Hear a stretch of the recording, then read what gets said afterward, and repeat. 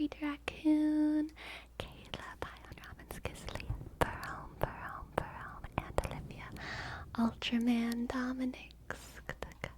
Hello everyone, how are y'all doing? What's up? What's up?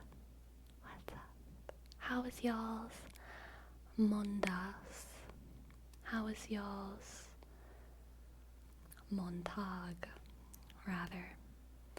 How is y'all's Lunis? How is y'all's... My moon and stars almost fell down, but the cosmos have a way of staying put together, I guess. How is y'all's whatever? How is y'all's whatever? And thank you so much, Shaka, Knockout 49. Thank you, Knockout 49, for your sub. Thank you. Knockout 49.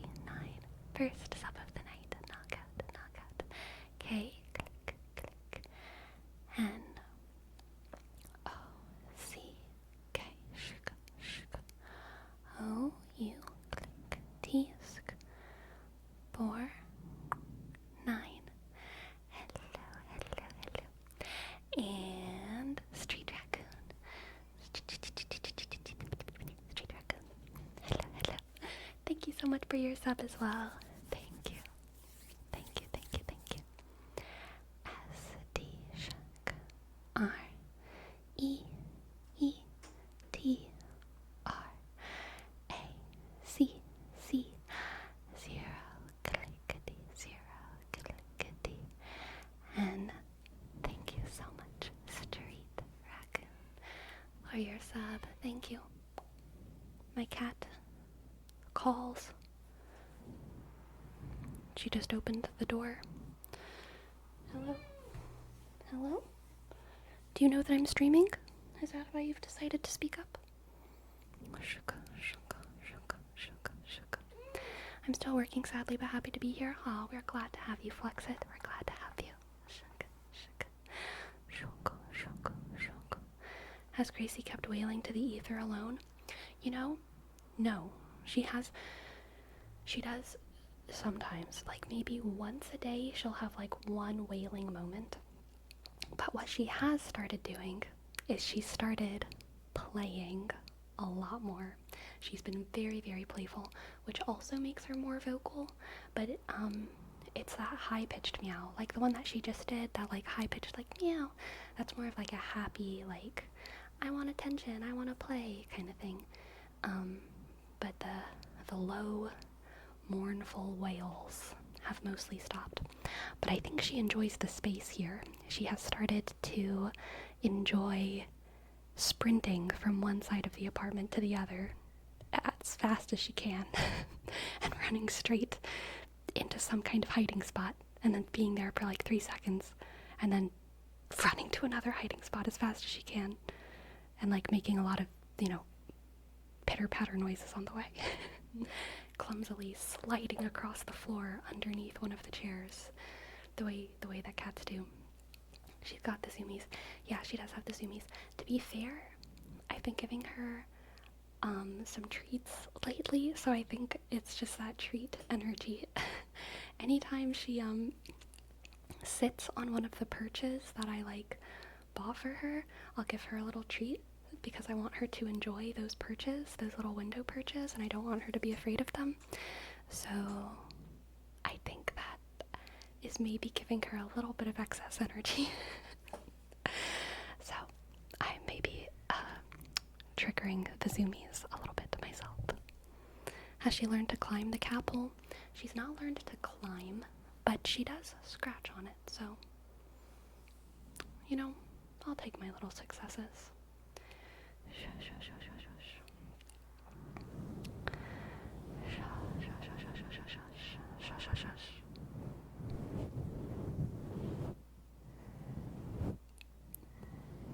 Is she scratching the carpet still? Yes, she is still scratching the carpet. But,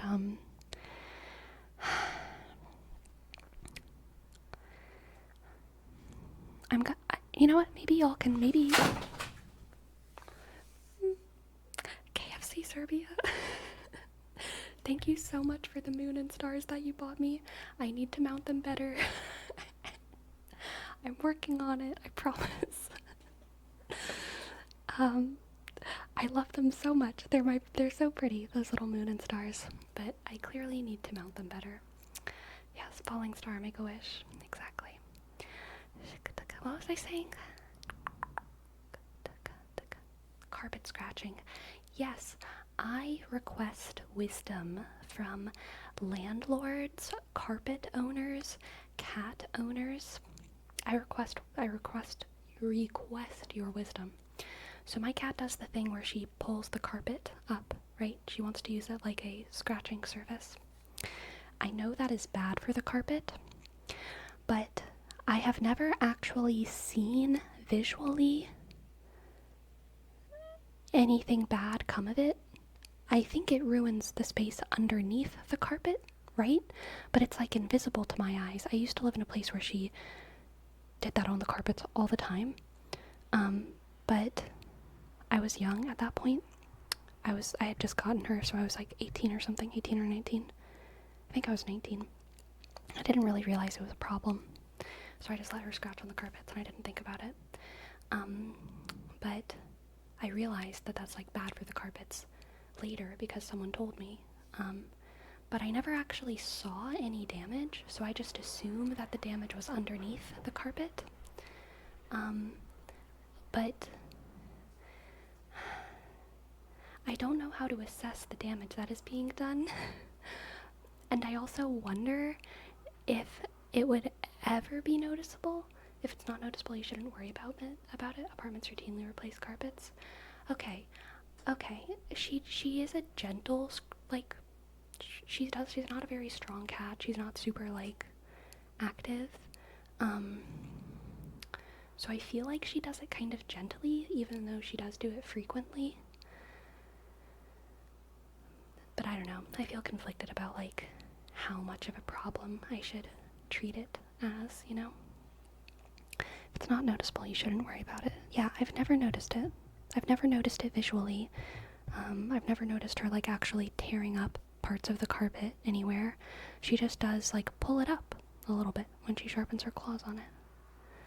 Hello, just pity laugh. Aww, hi. Hi, just pity laugh. Hi.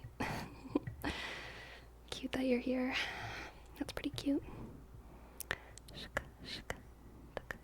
You will either see the carpet rise up and look out of place compared to the rest, or Gracie will be removing patches and it will look like a bald spot. That's definitely never happened. If that happens, you will need to do a spot replacement. Okay. Interesting.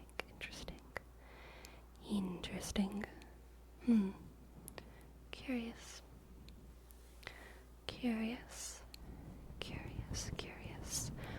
Carpet lore. Y'all, I have a confession. This is my red flag. I've been playing Darktide again. And I love Darktide so much. And I want to play it all the time now. I want to grind on Darktide to get the best weapons. And I want to get the fancy titles. I want to get the fancy titles because they added more penances, which are kind of like achievements. If you don't know the game, they added more achievements called penances, and those penances have certain rewards, like different borders or different trinkets you can put on your weapons, or some different cosmetics, or different titles that can like kind of go under your name. And those penances got me back. I want the titles. I want to be an Auric exemplar. I want to win and be the best. I want to be the very best, like no one ever was. For Rome, I haven't actually made another character yet, but I'm going to probably this week. I'm gonna make a veteran, and I'm gonna try to start leveling up a veteran, because I really like playing support, and I kind of play support psyker, but I kind of want to start learning how to play support veteran, and I want to get better at shooter games, honestly, because I'm pretty bad at aiming. And so I think that veteran is a good class for me to learn. I know nothing about Darktide. What's a veteran like? Veteran is like the most boring, basic shoot them class. You just shoot them. They're the ADC of Darktide. They are a kind of like backline damage. You know what I mean? Yeah, run and gun. So I want to learn veteran. I also kind of want to start making a gun psyker build. So that I can, because I've heard that gun psyker is the most broken psyker right now, because they recently nerfed psyker a lot, but they didn't nerf gun psyker. And so gun psyker used to be kind of a joke, but now it's like the most powerful way to play psyker. I don't play it yet though. I don't have any good guns as a psyker, so I need to get better at that. And so I want to learn how to play gun psyker, and I also want to learn how to play veteran, and I also want to get big fancy titles.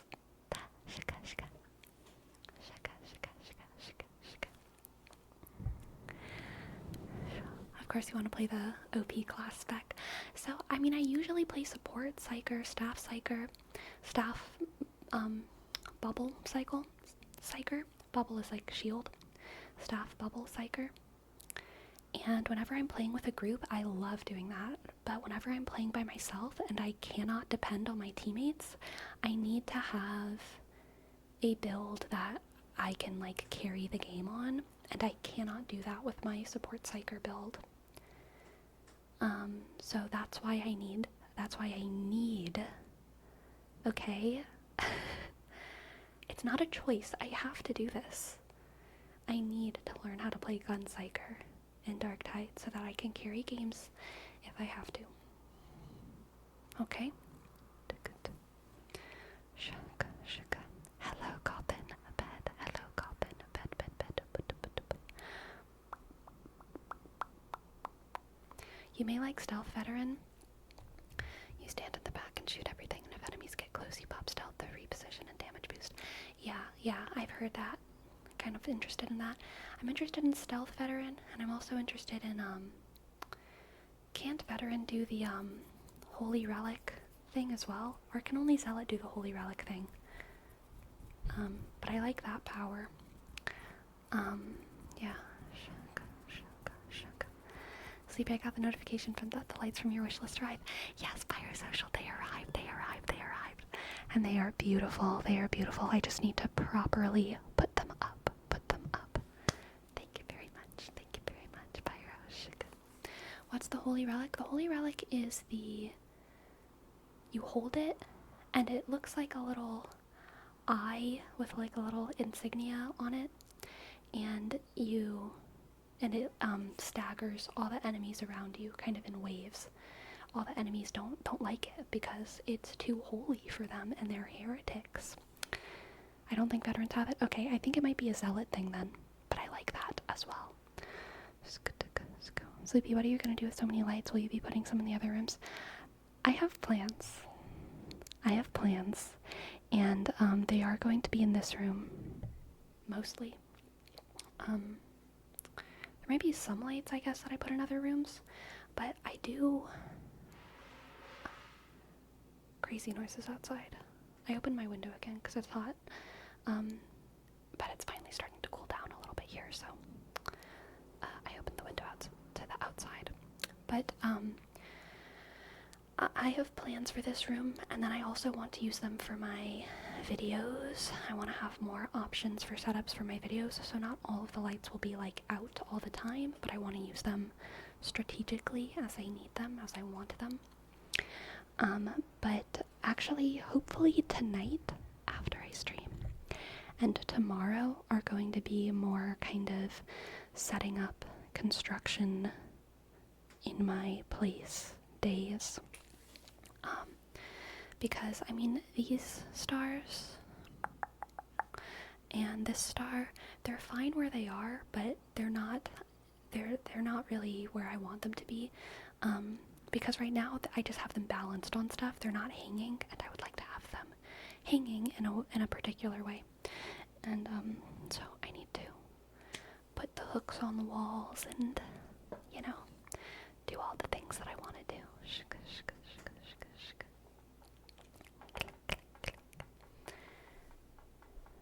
Get ready for the cat quake. Cat quake. There it is. There it is. Shuk, shuk, shuk, shuk. Shuk. Are you allowed to drill into the walls there? You're not allowed to drill into the walls anywhere, but you are also allowed to drill into the walls as long as you patch them back up. So I'm just going to patch them back up. If/when I leave. But allowing myself to drill into the walls is kind of what I mean when I'm saying that I'm allowing myself to actually nest in a place and not worry about it too much.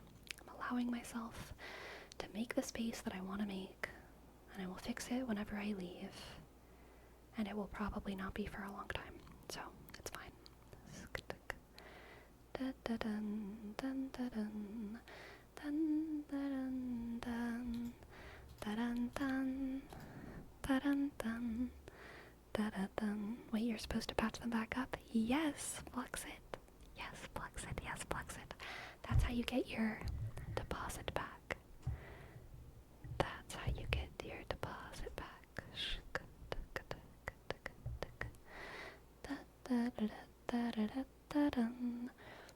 Dun dun dun dun dun dun dun dun dun dun dun.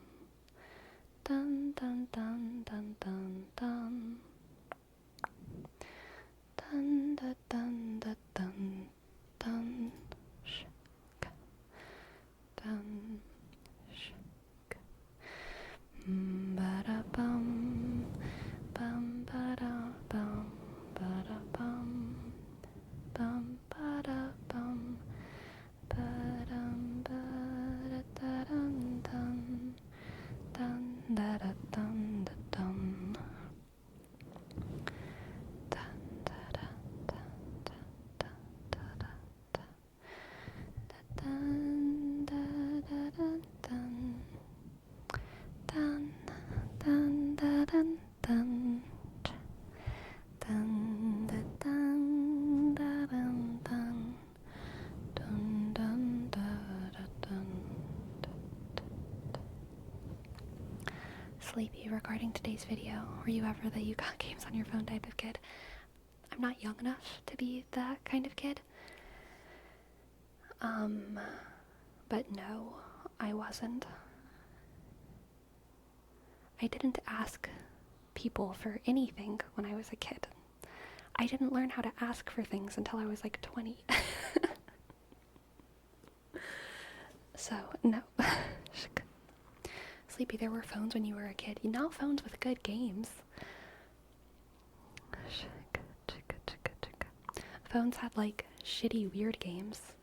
But, like, no. No. We had Snake and Tetris on phones.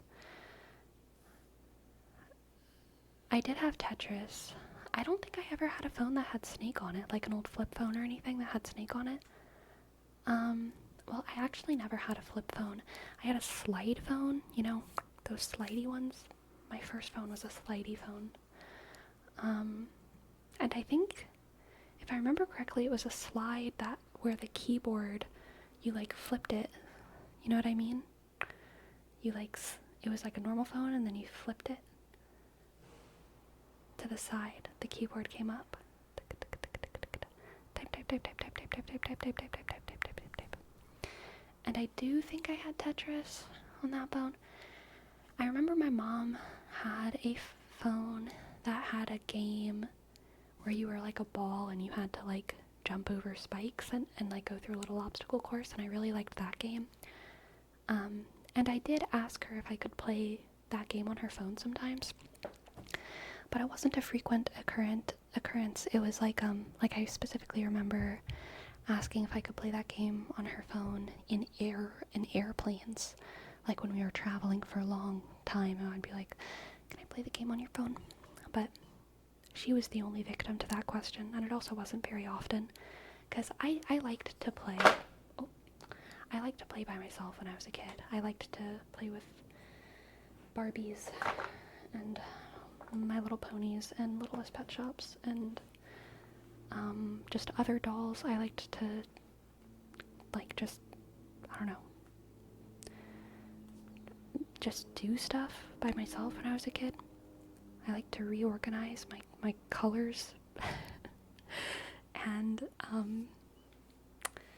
liked to write random stuff when I was a kid, so that was more my hobby. I liked to go outside and collect big sticks. I liked going on walks. I liked pretending like I was a magical girl and running around with my big sticks and trying to spin them like they were magical staves in the backyard. Stick girly, exactly.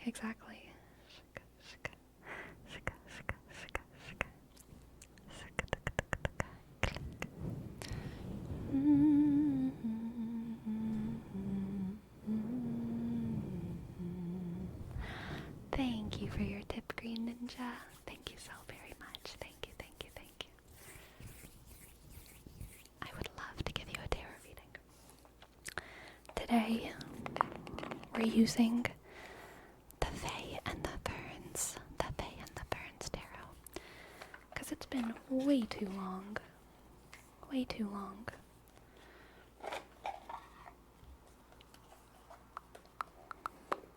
How close to the gators were you? Oh, they were my neighbors. Many a gator crossed my path as a child. Many a gator. Many an alligator. Sugar. Yay for Faye. Yes. Shh. How many decks do you have? I have 3 that I use regularly, and I have 4 total. Okay, let's see. What do the cards have for Green Ninja today? What do the cards have for Green Ninja today?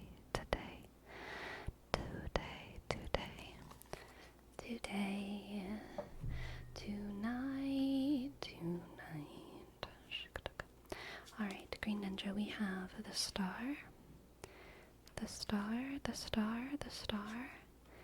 the High Priestess, good, beautiful start, and the 7 of Pentacles. Okay, I think a very long time ago, perhaps, Green Ninja, you made an investment in something that perhaps you almost like halfway forgot about. And you're going to get a return on that investment very soon. And it's gonna be kind of like, it's gonna feel like you earned something that, it's gonna feel like you got free money when actually you worked for the money because you made an investment. You know how sometimes you like return a pair of pants that doesn't fit, but like you get the refund in like cash and it kind of feels like you made 20 bucks, even though you like technically are just like back where you used to be, but it feels like you like made 20 bucks. I feel like that's going to be the feeling. I think that you made an investment in something and you're going to get a return on that investment, and it's kind of going to feel like free something. I don't know if it's going to be money. It might not be directly financially related, but it's not actually going to have been free because it's something that you invested in some amount of time ago. It's something that you kind of earned in your own way. It's something that you earned in your own way. And so it's going to feel good. It's going to feel exciting. It's going to feel validating to those old decisions. Let's get another card. The Sun. Treat yourself. Treat yourself, Green Ninja. Treat yourself to a little party with whatever it is that you, with whatever gift that you gave yourself a long time ago. Whatever gift you gave yourself a long time ago, it's time to treat yourself to a party with it, okay? Treat yourself to a party. I'm about to pay off my car. Heck yeah! It feels like a free car. You got a car. Let's get a oracle card for you, Green Ninja. Illusion. Yes, celebrate the illusion of your free car, okay? Like, we all know the car's not actually free, but for the next couple months that you're not having to pay for your car anymore, it's low-key gonna feel like all of a sudden you have a free car. Like, you used to have to pay for your car, and now you don't. Now your car is just free. You just get to have it. Oh my god. It may be an illusion. It may be a delusion, even a delusion. But sometimes we gotta celebrate our delusions, okay? Sometimes our delusions make the world a brighter, more livable, more celebratory space. Alright? So, treat yourself, Green Ninja, to the gift that you gave yourself a long time ago, okay? Treat yourself to the gift that you gave yourself a long time ago. Thank you for letting me read for you. I hope that resonated, and I hope that you enjoyed. Thank you. Thank you. Thank you, thank you, thank you, thank you.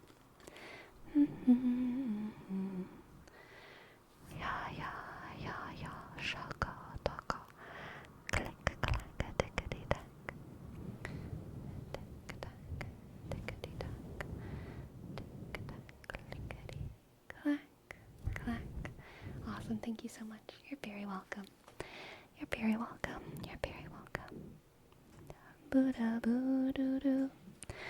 Ba-da-bum ba-dum. I'm in a very la-dee-da-dee-da kind of mood. I just want to sing. The hills are alive with the sound of music. Hello, Nine Butts. Sleepy, I got caught up to Made in Abyss, and now I'm gonna make a legally distinct golden city in my D&D world. Yes. Sleepy, quick answer. A song you've had stuck in your head lately? The hills are alive with the sound of music. The sound of music. The hills are alive with it. It's been stuck in my head lately. The reason it's been stuck in my head lately is because the empty room in my place, the very empty room that I have, has really nice reverb, and every time I go in there, I can't help but have a little sound of music moment because it's so echoey. The hills are alive with the sound of music.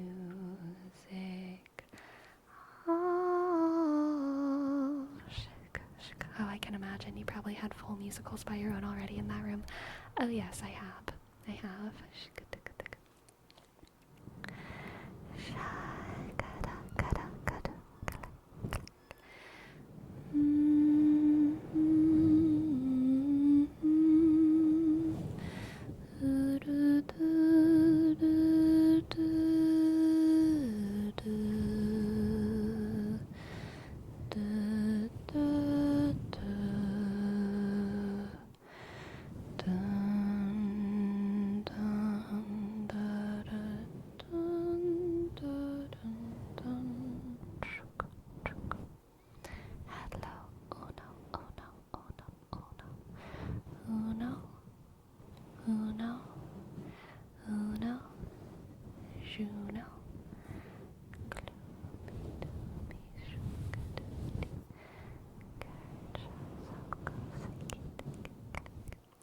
Listening to the song, does your voice go that high?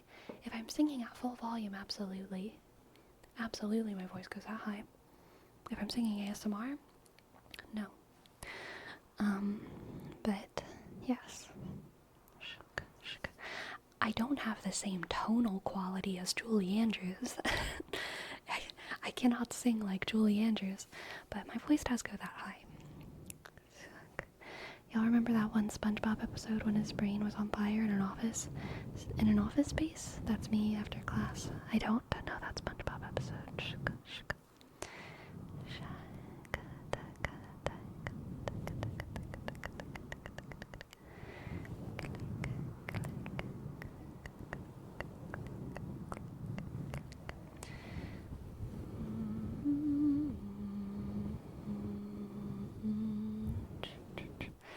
Would still love to hear you sing the whole song. It was wonderful. Aw, thank you, Pandu. Z-Dog, thank you for your prime. Thank you, Z-Dog. Thank you, Z-Dog, Z-Dog, Z-Dog. Z, shak, D, click. O, G, 1, 0, 0, 0. Thank you, thank you, thank you, thank you, thank you, thank you, thank you, thank you, thank you, thank you, thank you, thank you, thank you. Thank you, thank you, thank you. I have not seen that, Miss Hollow Griffin. I don't know if that's a movie or a show or what exactly that is.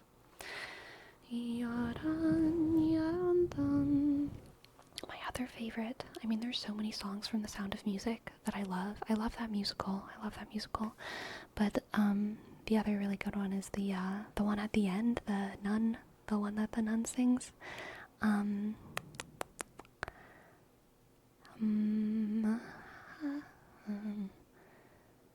Climb every mountain, ford every stream, follow every rainbow until you find your dream. I love that one. So good. I love those old school, oh sorry for the squeaks, old school, Broadway, bombastic songs to the world. The other one I've sung many times is the to dream the impossible dream, to fight the unbeatable foe, to bear with unbearable sorrow, to run where the brave do not go, to right the unrightable wrong, to love pure and chaste from afar, to try when your arms are too weary, to reach the unreachable star.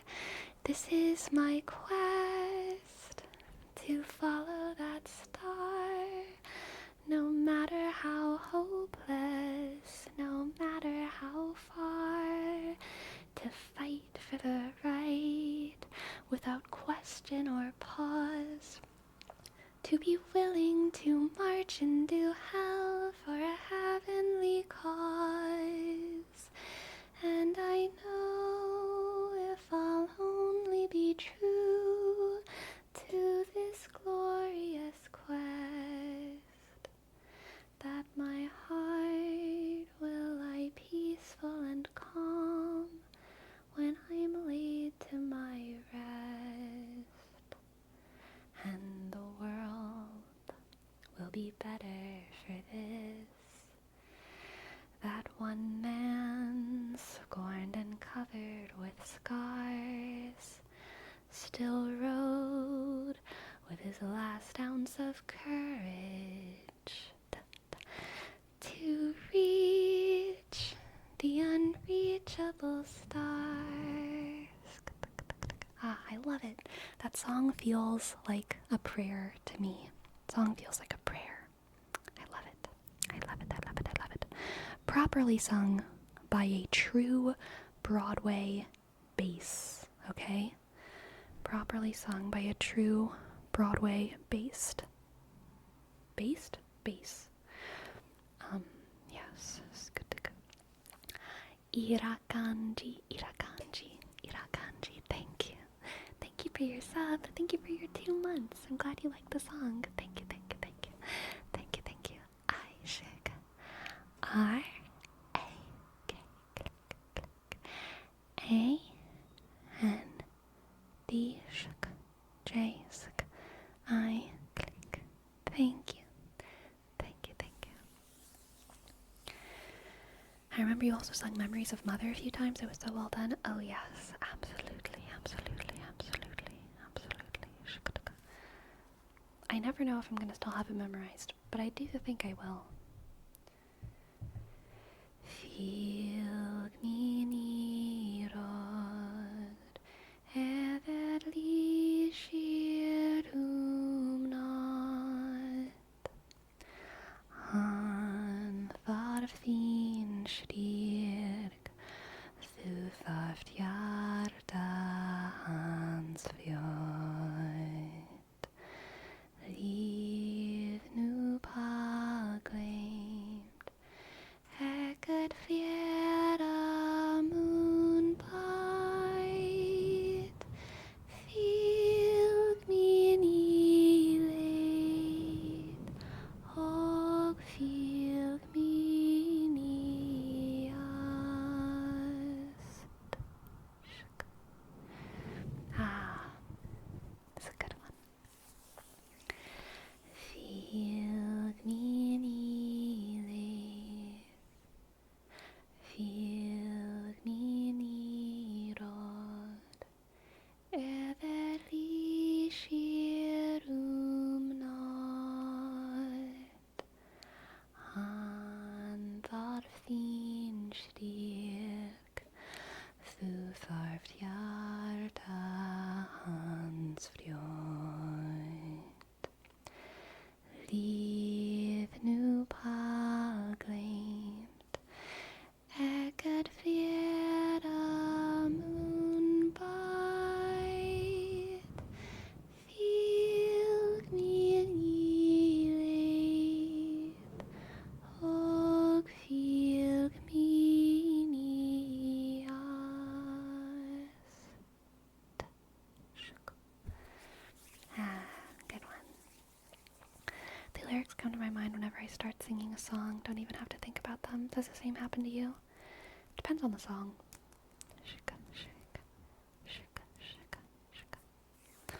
This is definitely gonna make the night at the firehouse go by a bit faster. Aww. Are you a firefighter? Based. You'd be a great Freya if you ever made a role play video about her. Thank you. I'm flattered. I didn't like Freya. Freya was my least favorite character in God of War, which made me feel guilty because one of the major criticisms of the game was that there weren't enough women, and the one woman in the game was my least favorite character, which made me feel bad. I was like, damn, what's wrong with me?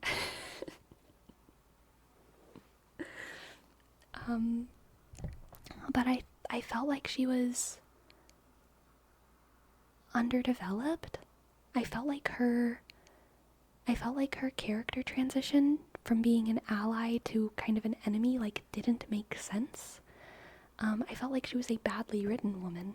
I wish she was a better written woman, because her transition into just being like a crazy woman who loves her son so much she can't think clearly and now wants to kill you was like, that felt more sexist to me than the lack of women in the game.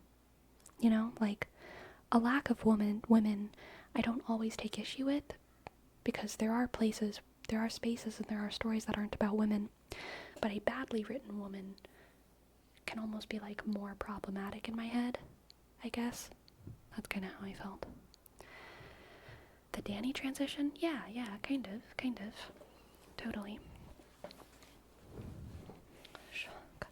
Blobber knock. Thank you for your prime. I I never finished God of War 2 Little Sharky, so to be fair, I don't know her redemption arc. Thank you, thank you. Thank you for your prime. Bishk. L. O. Bishk. B.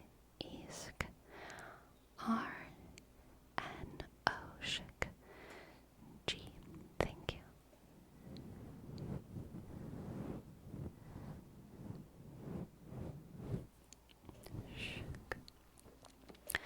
What do you think is worse, to not be inclusive or to have forced inclusion?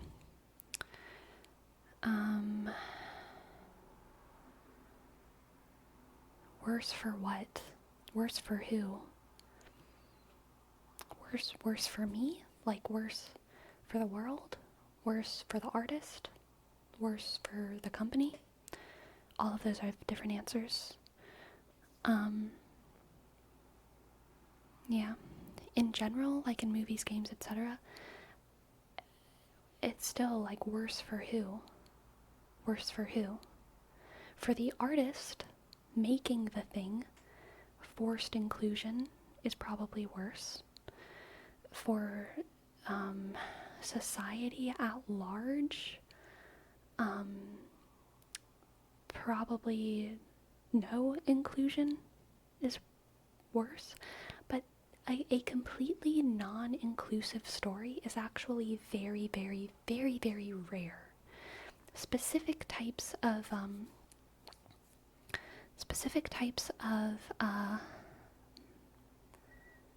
minorities kind of tend to have their moment where like activism for them is like empowered by capitalism, you know what I mean? Sometimes like right now, like ADHD is having a moment, okay? Like if you have a character who has ADHD, oh my god, it's like, yes, we love that representation. And so let me try to make sure I say this correctly. There are stories that we think of as non-inclusive because they don't include the kind of people who we are looking for, who we are specifically looking for. But even stories like Lord of the Rings are very, very inclusive, not of the minorities that we are trying to empower with our art today, and it's not that it's only inclusive for its time. It's not like we've always slowly been getting more and more broadly inclusive. It's just that different groups and different bubbles think of different types of inclusion as progressive, and it's always like trading out. It's not growing, it's trading. It's trading and trading and trading and trading. Different people come in power, different things become okay in society, different things become seen as not okay, different prejudices exist, different needs exist based on all of our material conditions, blah blah blah blah blah blah blah blah. It's very, very rare for someone to be an artist and not be creating a story about some kind of underdog. Okay? So there's lots of artists who by the sheer wonders of like our human diversity and ingenuity and creativity, they create stories that are inclusive in ways that society says this is inclusive. A very good example of this would probably be someone like Rick Riordan. Diversity was always the point of his books, because he was writing his books for his son, and he was writing his books for the students that he taught in school. So he was very, very present with the current needs of children, and so he wrote stories from the beginning thinking about diversity. So it wasn't forced diversity, but it was intentional diversity, and it was intentional diversity in a way that specifically played into our sort of cultural zeitgeist about trying to destigmatize mental illness and destigmatize poverty, destigmatize divorce and broken families and those things. And then as Rick Riordan shifted into the more current zeitgeist, he very, very naturally made a transition into representing different gender identities and different racial identities and different religions. And it wasn't forced, but it was intentional. And it was also authentic to his writing style. So it didn't feel weird, because diversity and inclusion was always the point. There's other artists who are representing very specific minority struggles that aren't necessarily in vogue to represent, but something like God of War, which got a lot of shit for not being diverse enough, is an inclusive story. It's about a broken family. It's a story about a child who has like an abusive dad and a dead mom, and it's about a father trying to like work through his grief and his anger issues, and those are stories that need to be told. And those are diverse. Like, everyone is diverse in their own way. Like, there's like we're all layers upon layers upon layers of tragedies. Every single one of us is the result of war and struggle. And some struggles are sometimes more prescient to tackle than others, you know? Even though people who are privileged in society today are still a result of poverty and famine and war, it's probably more important to tackle the struggles of groups who are currently impoverished and currently in famine and currently in war. But that doesn't mean that like one person is more deserving of their story to be told. It's just that one person is currently more in need of like food than the other, because one of them has food and the other one doesn't. But they are both stories that sometimes artists are inspired to write about. And I think that artists should write about the stories that they love. This is such a tangent. I don't remember the question that I'm trying to answer. I think the question was, what's better, to not be inclusive or forced inclusion, right? Or what's worse? I think that was it. What's worse, to be non-inclusive in a story, or to have forced inclusion in a story? Forced inclusion isn't real inclusion. Forced inclusion is tokenizing. Forced inclusion is co-opting activism in order to make a quick buck out of it. That doesn't mean that all inclusive stories are forced inclusion. And I think that that is a very important distinction that needs to be made in conversations.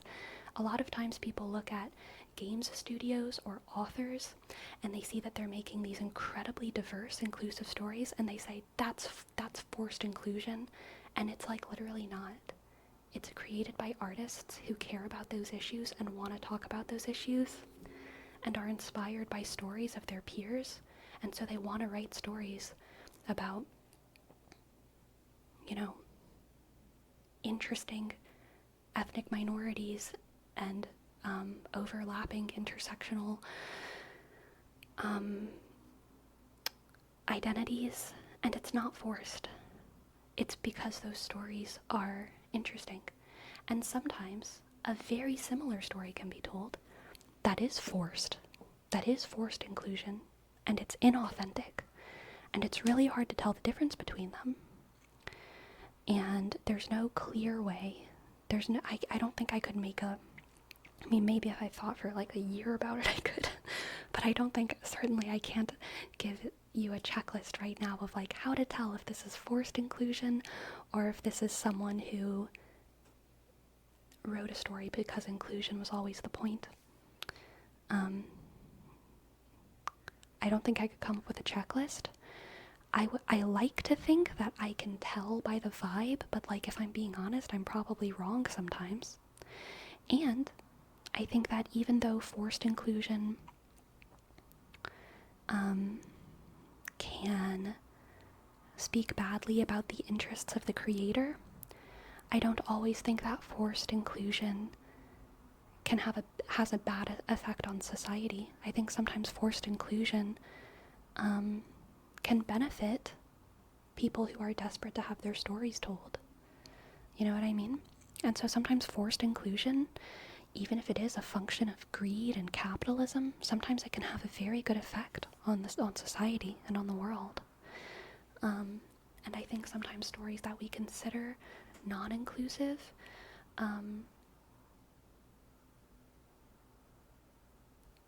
well, I just don't think stories should be considered non-inclusive.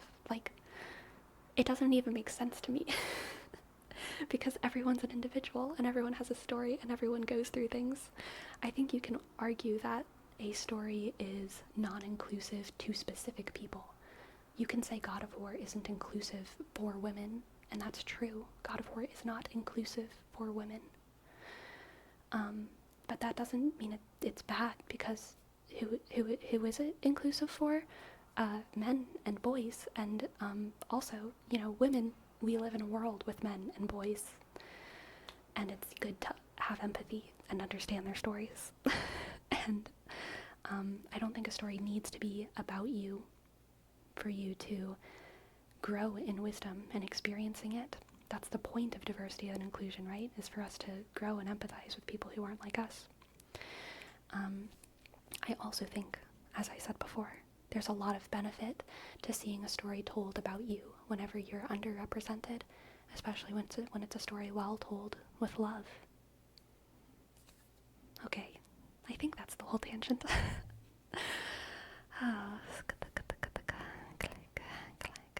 Let me read what y'all are saying.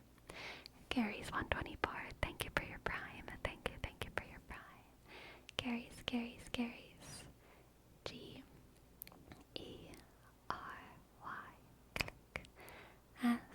S_1 2 4. Thank you.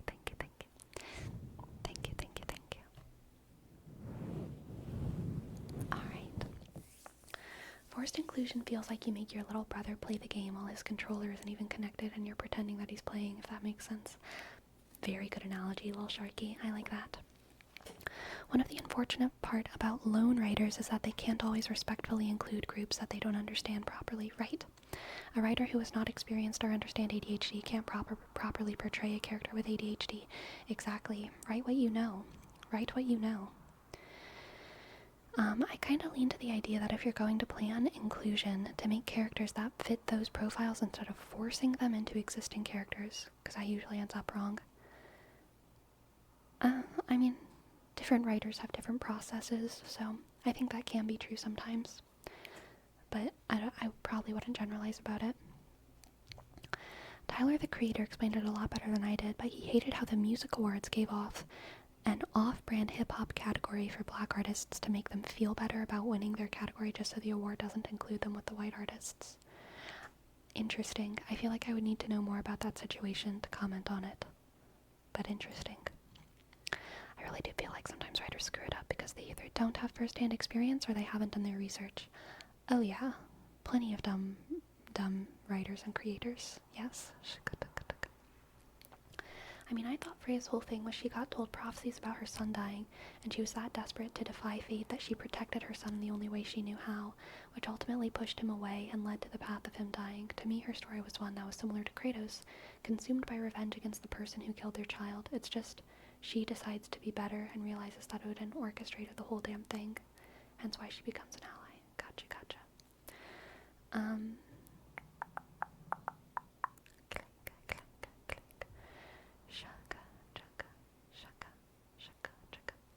I think it's just that some stories are more universal than others. A broken family can be felt by many people, and sometimes people choose to portray that story with different lenses. Yeah, for sure. If you don't care about being genuine and doing the research to properly portray an identity or issue, then people will hate it more because it will feel like a caricature. Right. There's always a balance. There's always like a balance between the most universal stories are going to be archetypal stories. The most universal stories are going to be archetypal stories where there's a mother archetype and a father archetype and a virgin archetype and a whore archetype and a poor archetype and a rich archetype and and that's going to be universal, okay? Everyone's going to be able to look at the figures in that story, and they're going to be able to kind of cast those figures onto various people in their life. But then also, the way we use the word inclusive today usually means hyperspecificity. Hyperspecificity, I want a story of someone who has ADHD and also a specific form of childhood trauma and is also living in Ohio in the opioid epidemic, and also has a younger brother with severe, some severe kind of debilitating mental illness, so they have to take care of them, and is also dating someone who is on OnlyFans.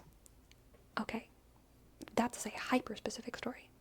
Not everyone's going to be able to really relate to that, but the people who do relate to it, oh my god, they're going to feel very good.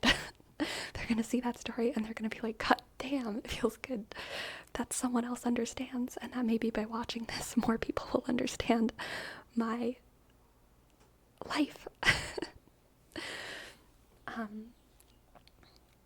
But obviously that story is not universal, and both of those forms have merit. Both of those forms have merit. Archetypal stories, legends, and myths, and hero's journey stuff has so much value, and it has widespread value. And then hyper-specific stories also have a lot of value. And that's great. I love artists making art. I love artists making art. Fully agree, but that's because from the get-go, diversity was in the script in those cases, so characters were already in place for those profiles. But what do you think when pre-existing stories are rewritten to include diversity? I still think it depends on the reason. I'm kind of 50-50 on this, because on one hand you're moving away from the source material and distorting the characters. If you are the author, you are the source material. If you are the author, you are the source material. And this question is kind of like what I mean when I'm saying, like, sometimes a story can come out exactly the same way, and you're not going to know if the intentions of the creator were slimy, money, greedy, let me use people's oppression to make a buck, or if the author's intention was, oh my gosh, I think I can make a better story and a more beautiful story, and a story that resonates with more people in a way that's important to me if I retcon a couple things and make it more inclusive. And that's like, and you don't always know. Sometimes the two stories that come out look exactly the same. And either way, on a mass level, on a mass society level, probably people are benefited by having more diverse stories told.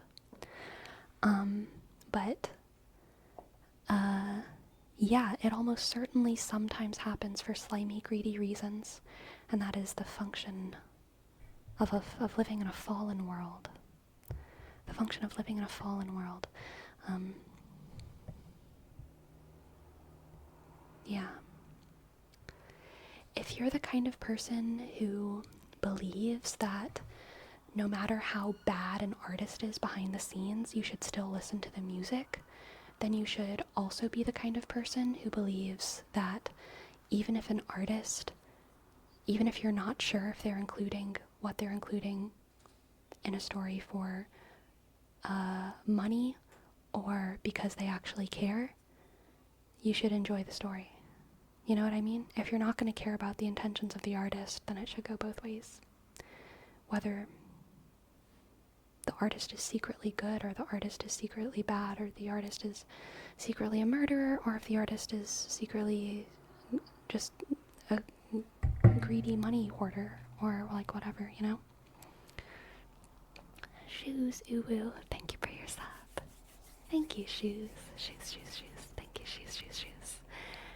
S-H-K-L-E-W.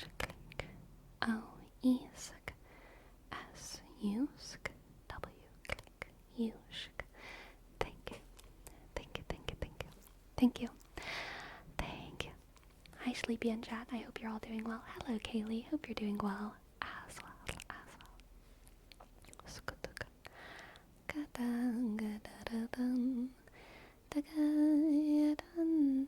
Hello, Agan. And Exorcist. Thank you. Thank you for your prime. Thank you for your prime. Thank you. Ishk. S-O. R-C-I dot. S-T. Ask. 0. 2.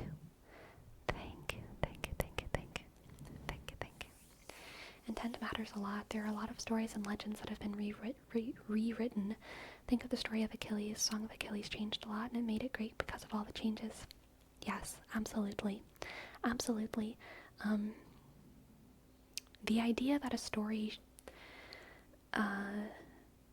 should be standardized is like a very like new idea, and it's probably kind of a function of globalization plus the printing press. Like, what? You can't just change a story after we've all read it and we've printed 5,000 copies of this same book and now it's all over the world. What do you want us to do? Print another copy? But in ye olden world, an author might only write a story 5 different times and give it to 5 different families, and that's it. And they might change it for those different families. You know, they might make the main character have a different hair color just because they're giving it to a different neighbor. The idea that a story should be told in one specific way is not like necessarily the default, you know?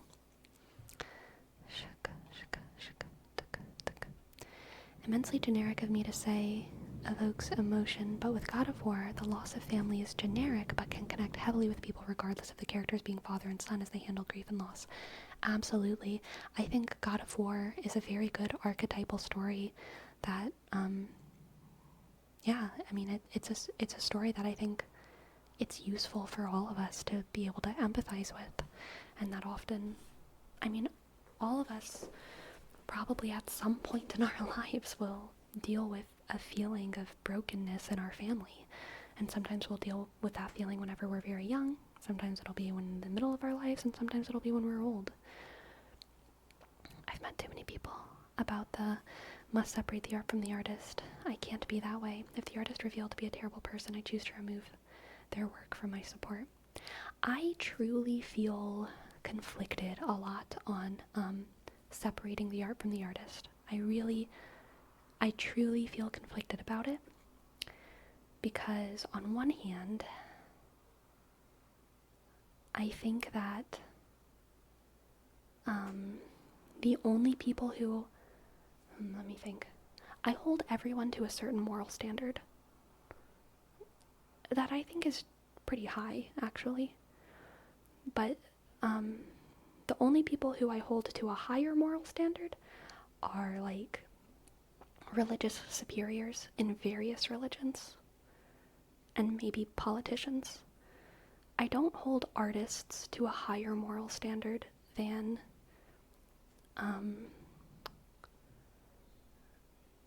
bricklayers. I don't hold artists to a higher moral standard than teachers. I don't hold artists to a higher moral standard than, I don't know, what's another occupation? Accountants? I do hold some people to a higher moral standard, and they are usually people who hold concrete power, not just like thought leader creativity power. I also don't hold YouTubers or anything to a higher moral standard than bricklayers or whatever.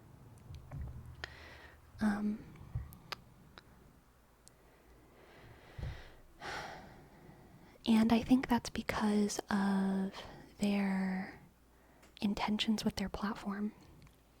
I don't think any artist can expect to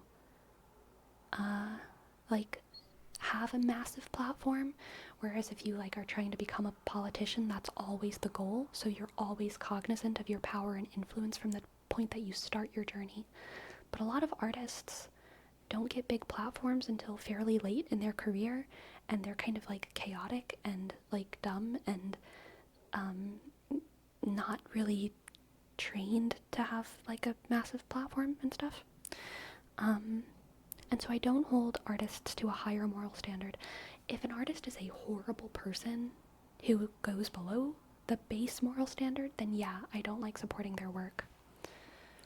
But if an artist is just like a kind of shitty person, like, you know, the people who I probably see like at the gas station sometimes, like they might be like shitty people, but I still get gas there. And I don't know, they could be racist. So it's something I feel conflicted about. I don't know exactly where to draw the line or how to draw the line all the time. I think boycotts are also sometimes too much of a fetishization of capitalism, but it's also a fetishization of capitalism that kind of works in a strictly materialistic, consequentialist way.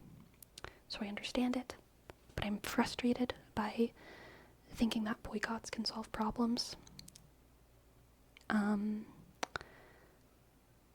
So yeah, I don't know. I go back and forth on it a lot, and at the end of the day, I feel like I honestly just make my decisions on a pretty intuitive and specific case-by-case scenario.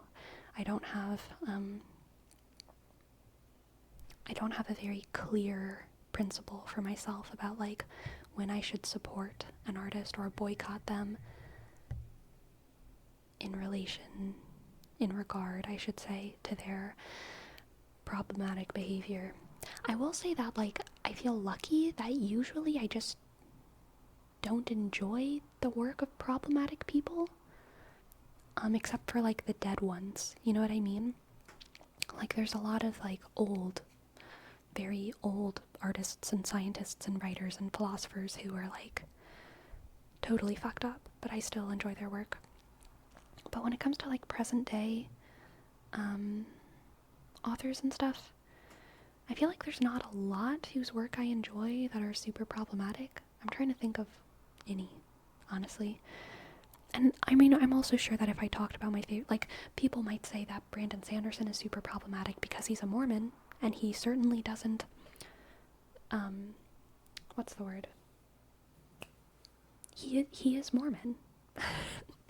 And, he has even some, like, gay representation in his stories, and people have confronted him about that and been like, why do you do this? How do you do this? And he says, I affirm my Mormonism, and I'm also writing a story about fantasy worlds. Some people would look at that and say, like, that's hugely problematic. How can you stay Mormon when this is what you're writing? That's not that problematic to me. I get it. I'm Catholic. I get it. But I'm also not writing, you know, these blockbuster hit books that have, like, gay representation in them, so I don't really have to worry about that. But, it's gotta be a crunchy spot for him. So he's definitely, like, in this uncomfortable position, where he still affirms this thing that a lot of people might seek to cancel him for. I don't think it's worthy of cancellation. And so I know that he's one of those authors that's like definitely not on that line for me. He's definitely not on that line for me. But I can understand why he's on that line for some people. If they have a very, very clear principle of like anyone who does anything even a little bit sus, I'm not reading their works and I'm not supporting them. But I don't have as strict of a stance. I just don't. It would make me hypocritical if I did. For sure.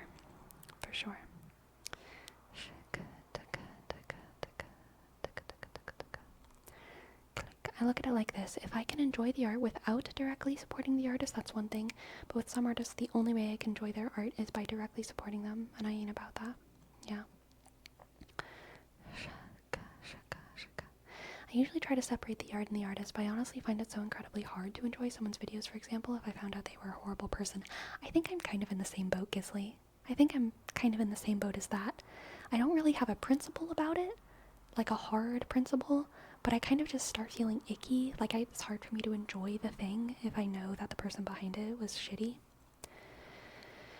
Very big same, oh my goodness. It's pretty hard sometimes to separate the art from artists, like JK Rowling, obviously, right? Myself and so many people love the stories, and I feel like such a betrayal with their views. I can't separate the books as much as I want to, which is fine if you can. Just personally, I can't.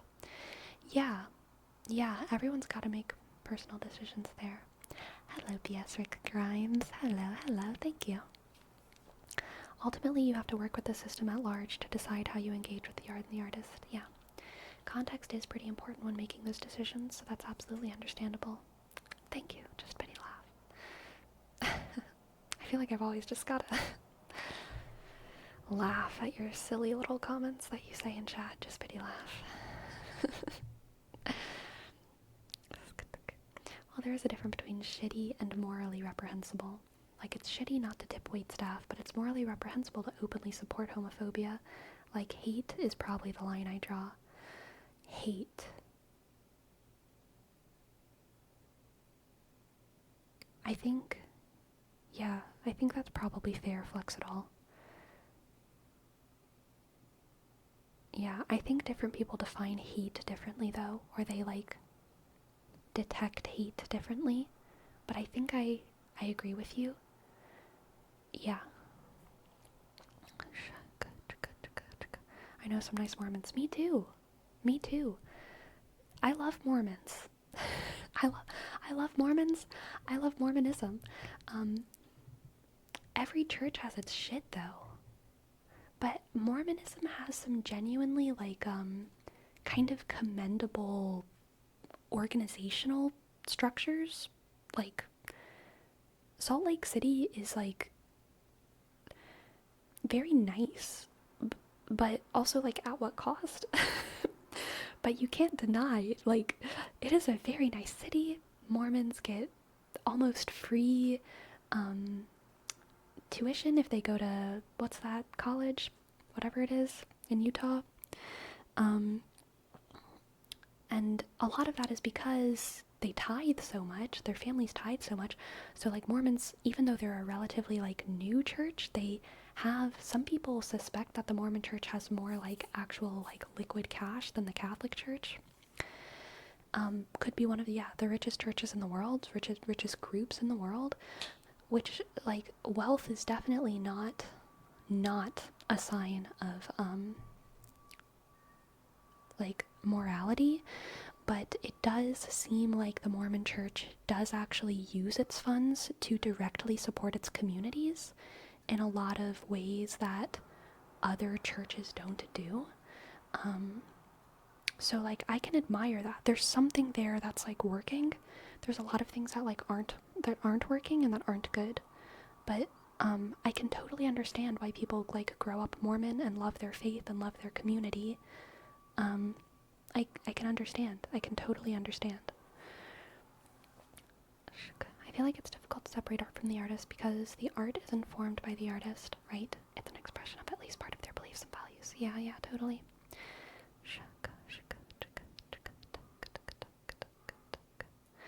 As someone who hasn't read the books but loved the movies growing up, I somewhat justify it by focusing on the parts of Harry Potter where JKR has less of an impact. I guess I feel like the work of a lot of other people somewhat outweigh her influence. Interesting.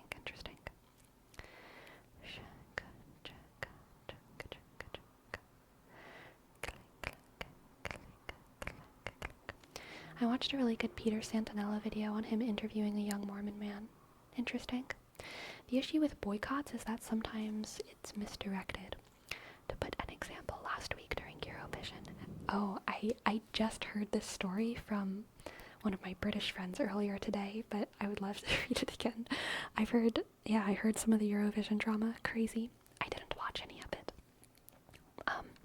Last week during Eurovision, every time the Israel representative sang her song or got any points, the whole stadium would boo them because of the political issues.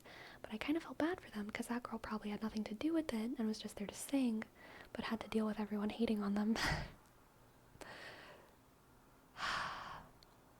Yeah, it sucks. That does suck. That does suck. I'm not laughing because of the situation. I mean, I kind of am, but I'm not laughing because of the Israel situation. I'm laughing because of I'm laughing at Eurovision, not the struggles of the Middle East. Yes, there was actually a few different videos in the Mormon series. One of a man that was really involved in the church, and another from the other side of things where the man had left the Mormon faith. Yeah, like, yeah. I can understand why people leave the Mormon faith too. It's actually hilarious. I haven't made that many friends since moving to Oregon. Sue me. I'm not a friend-making girl. But the few friends that I have made,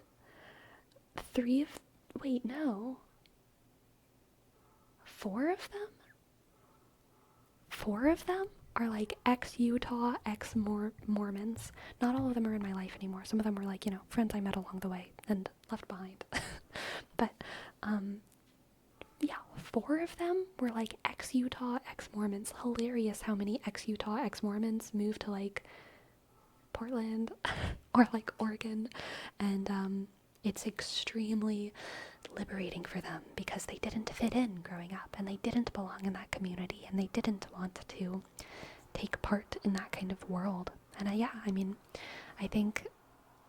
think people are entitled to break their binds and spread their wings and fly as far and wide as they so desire. It's a very talkative stream. I love it. I know, we're going wild tonight. We're going wild. It's because in Oregon it's hard to make friends. I live in Central Oregon and it's rough. I mean, I make friends at work. Work has always been how I make friends, and I work remote now. But I get to talk to y'all like 3 or 4 times a week. So I get a lot of my social talky, blabbermouthy needs met here, honestly. But yeah, I don't think it's hard. I don't think it would be. Oh, my cat, you're moving my cursor. Hello, girl. I don't think it's super hard to make friends if you just like go out.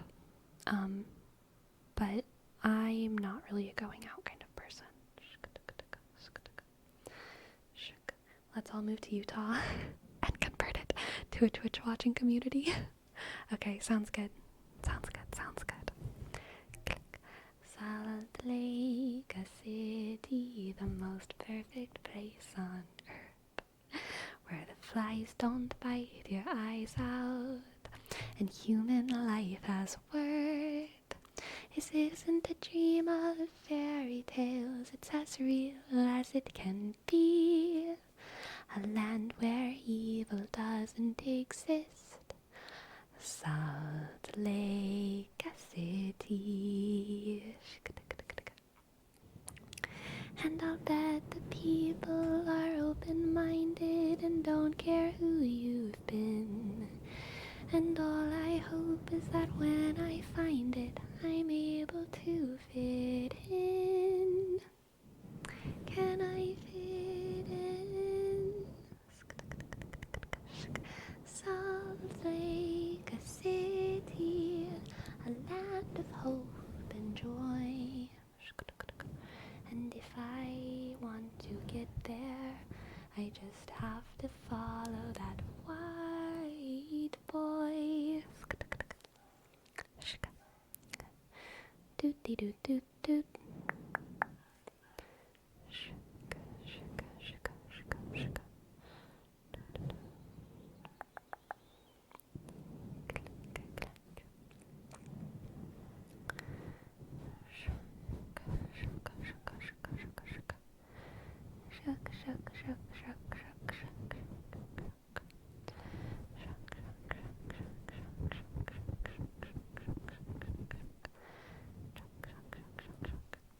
have some name traces to catch up on. Sharo's funeral leaves your name trace. S-H-A-R-O-S.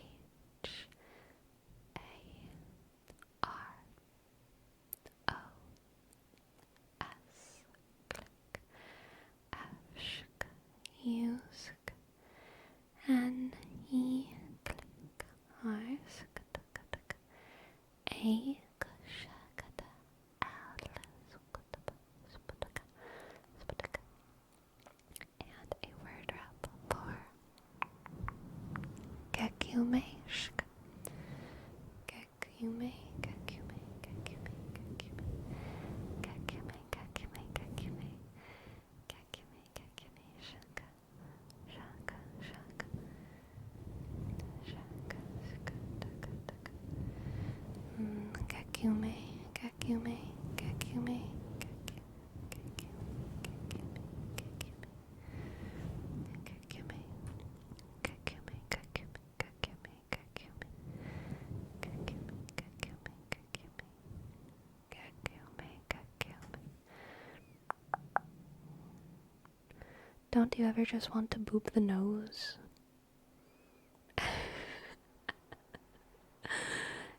Can I boop?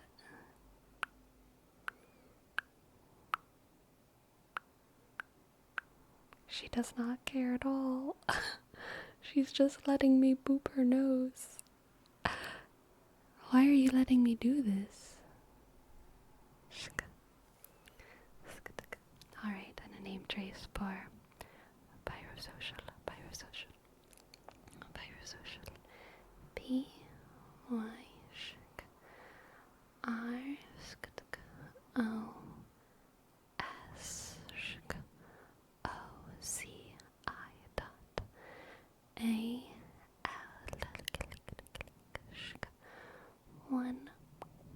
Thank you, Pyrosocial.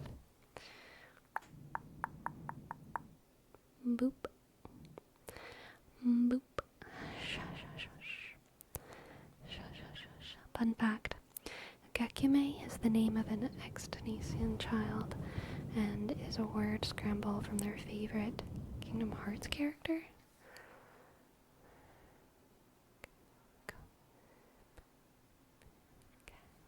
Which one?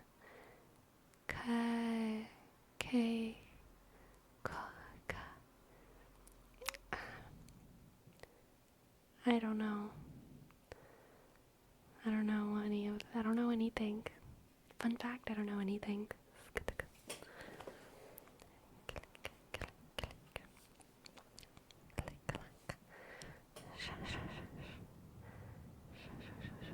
Sleepy is indeed not into rap.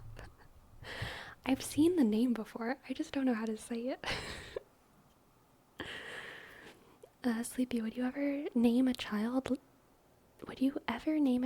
like an anime character? If I married a Japanese man and then I had a child with them, or a Japanese woman and I had a child with them, and they were like, I want to name my child Yuki because it's a family name, I'd probably be like, okay. But it would be very weird. No? Is Yuki not a good name? I forgot that was in Vampire Night. I feel like there's one guy named Yuki, or like a girl. I've seen girls named Yuki. There's like one Yuki in like every anime. But like, yeah, if the child isn't Japanese, I think it would be weird to give my child a Japanese name. Personally, I think it'd be weird to give my child a Japanese name if my child was not Japanese. What about Goku? Probably not.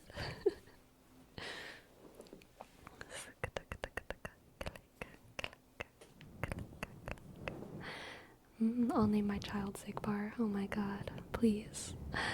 Please be gentle on your children. Alright. We have a word rep for axolotl. Axolotl. Axolotl.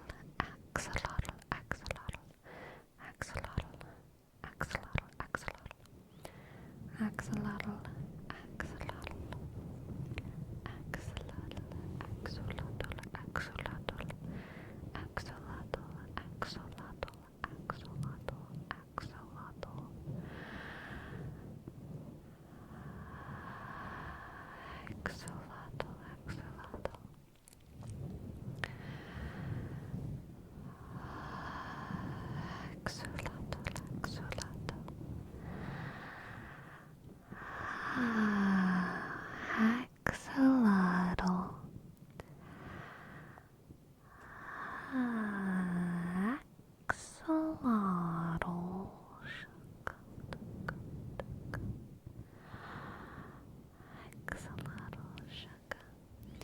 What have you done, Sleepy? Now everyone here wants to marry people from Japan just because you said that then it would be okay to use anime names.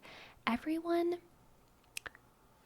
who wanted to name their children anime names already wanted to marry people from Japan. Okay? I know who you are. I know what you watch.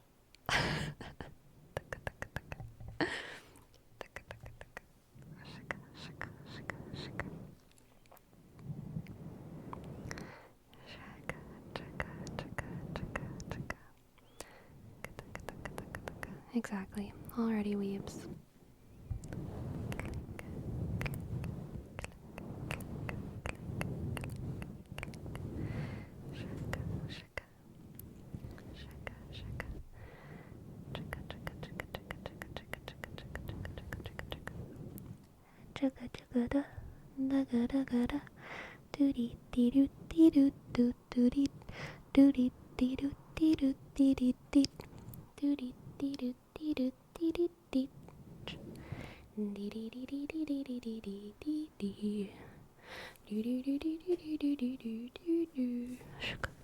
I'm going to marry a blonde robot lady and wish that she gets turned into a human.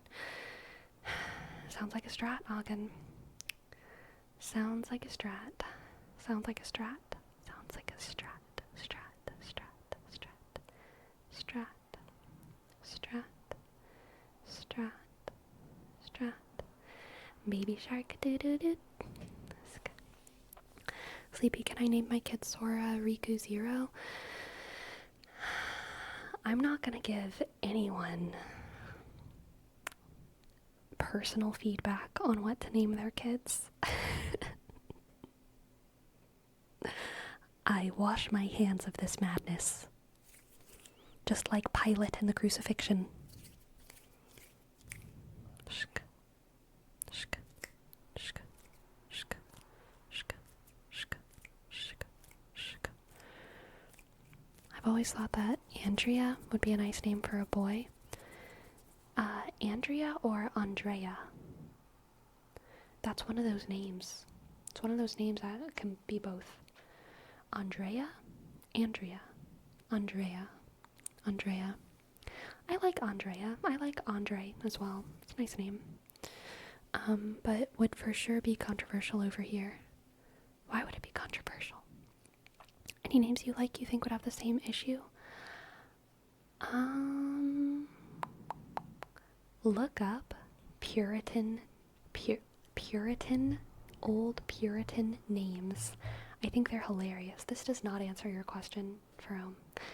I'm sorry, it doesn't answer your question.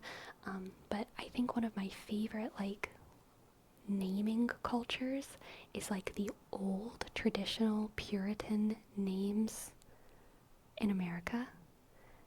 They're all very funny, but some of them are very nice. I do like the virtues as names: Constance, Felicity, Charity, Hope. I love the virtues as names. But sometimes it makes me sad that they're so religiously coded, I guess.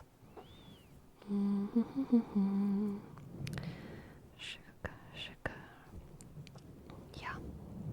Yeah.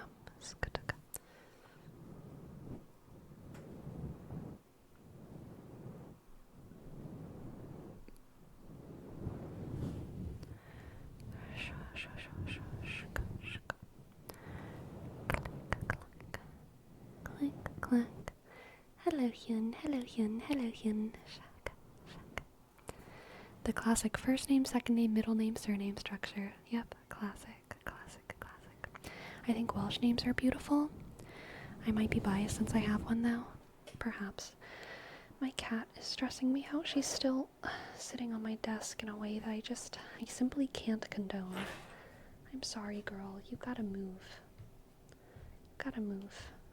Okay, good. She has jumped down. How was your day? My day was great. Thank you for asking. How was your day?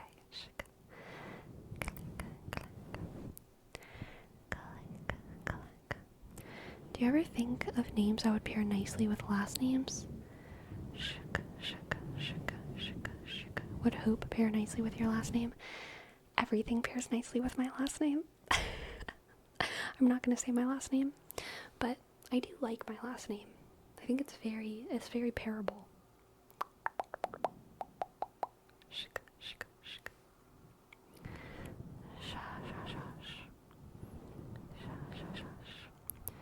I get a lot of compliments on my last name.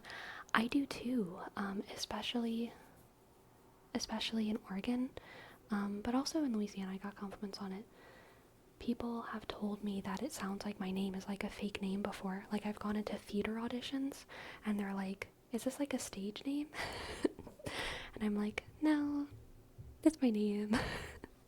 Her last name is Tessa Fortnite, exactly. My favorite Louisiana name is Slaughter. Slaughter. There's a town in Louisiana called Slaughter. That's so powerful. Slaughter. And it's spelled like exactly like that poem. It's spelled like, you know, the killing act, slaughter. And yeah, it's a town in Louisiana, and obviously it was someone important, I guess, in Louisiana history. I have no idea who, but there's a lot of people named Slaughter. And it's so powerful. It's so powerful. No way that's real. It is real, Soda Planta. It is.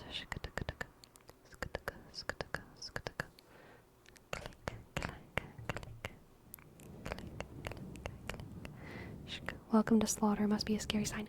I've seen the sign. I've seen exactly that sign. I've driven by it more than once. And I'm always like, so this is where all the slaughters come from, because there's a lot of people named Slaughter.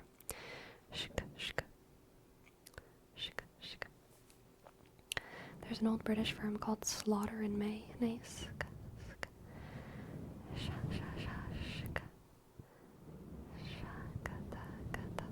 I have the most generic Korean surname. Park. It is tingly though. Park. I've met people with that last name. Also have a buddy with the last name Fear. I like that. That's pretty good. I can only imagine what a man in LA named Slaughter did. I think it was already a last name. I don't think he was named for something that he did. I think it was just already a name, but I don't know. It's pronounced Pak. Okay, Pak without the R. Pak.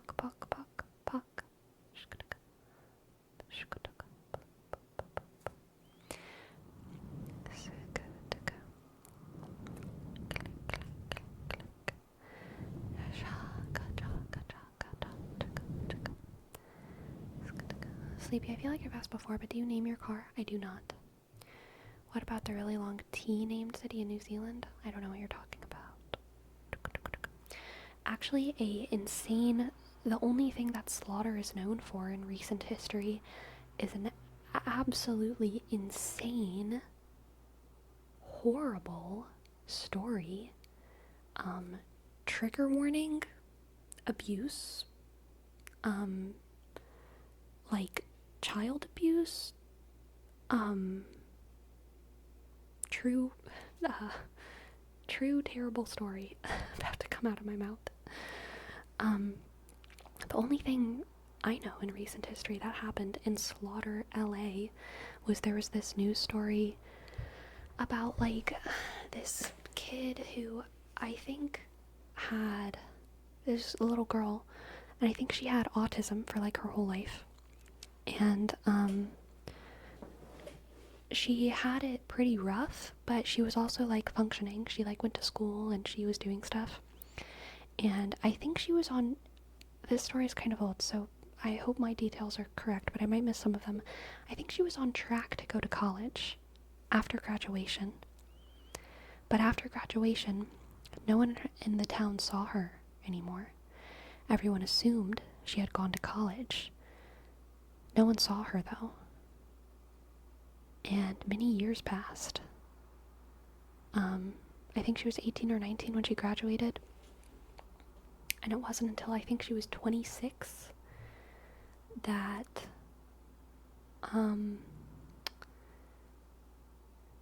the neighbors of the house of her parents called, they suspected weird stuff for a long time because there was this horrible smell coming from the house. And so they called the cops to do like a, I don't know, like a check, wellness check or something. They wanted someone to go to the house and see what was going on because they were creeped out. It turns out that the daughter hadn't moved from the couch for like 5 years, and she was dead. And she had, before she had died, she had been alive for a long time, unmoving from that chair, uncleaned, hardly fed. Because of the state of the couch, it was hard to tell if she had been restrained or not, because she hadn't been cleaned, she hadn't been helped to go to the bathroom. It was just like kind of this horrible mess of like fabric and human and mess. And clearly she had been in a lot of pain for a very, very, very, very long time before she died, because her body was like emaciated. And the parents they pled not guilty. They were like insane, horrible nightmare. They were like, we didn't know. She just didn't want to get up. Like, that was their defense. Like, she just stopped talking. She went nonverbal and she never wanted to get up anymore. So we just let her live like that. I think they went to prison.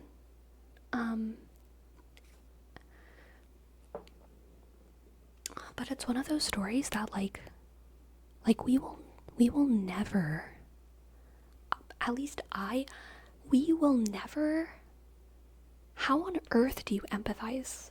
Like, I consider myself a pretty empathetic person.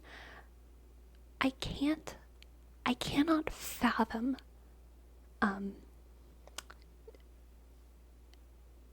being anything about that situation. I can't fathom doing that to anyone, let alone my child, after they had completed high school successfully, graduated. Slowly, either intentionally killing them or allowing them to be so neglected. I mean, like, there has to just be so much wrong with someone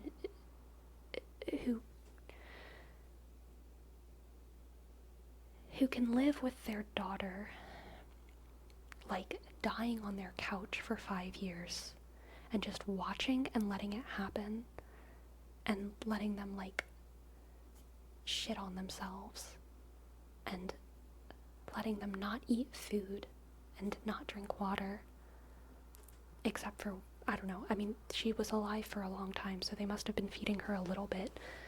And I don't know, that almost, like, it obviously is good that they were feeding her, but also, like, it means that they were paying attention to her in some capacity, and that also, like, makes it even more sick,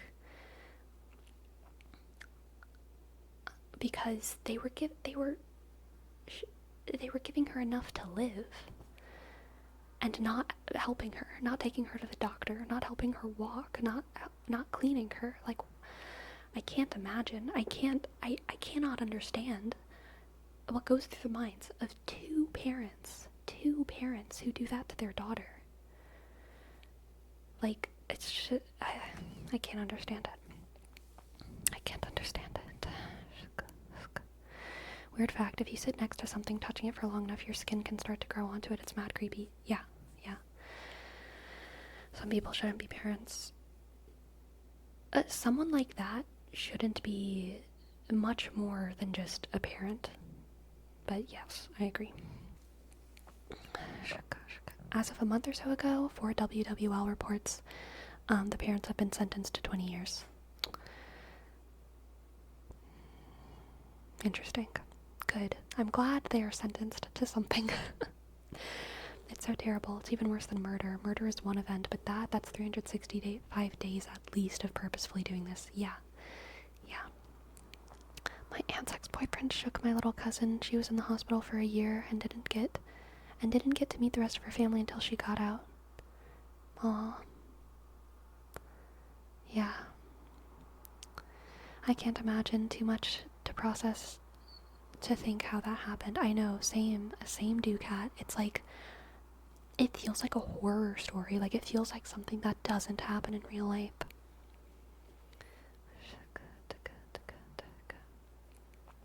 Sleepy, remember that one time you said that people could be fixed and don't deserve to spend their full life in prison? Do you think those awful humans are fixable? That was borderline torture. I know, this is one of those situations that's like an exception, obviously. I don't think that the parents deserve to be tortured, but I do think that these parents need to be put away. And I think that the current prison system in the US is pretty reprehensible. But yeah, I mean, I do not want those parents to be in society unless it's clear that they are better, which I don't know. I don't know if someone that far gone can ever get better, but I do think that efforts should be taken to help them. Absolutely. 20 years doesn't seem long enough. I know. I feel similar. If it was 20 years of like therapy and also prison, maybe, but prison don't come with that, unfortunately. Unfortunately, a lot of times prison just makes people more violent and more jaded and more fucked up, which makes people, yeah, it's such a bad situation. Stream title's gonna need a trigger warning, perhaps. A lot of heavy discussions tonight.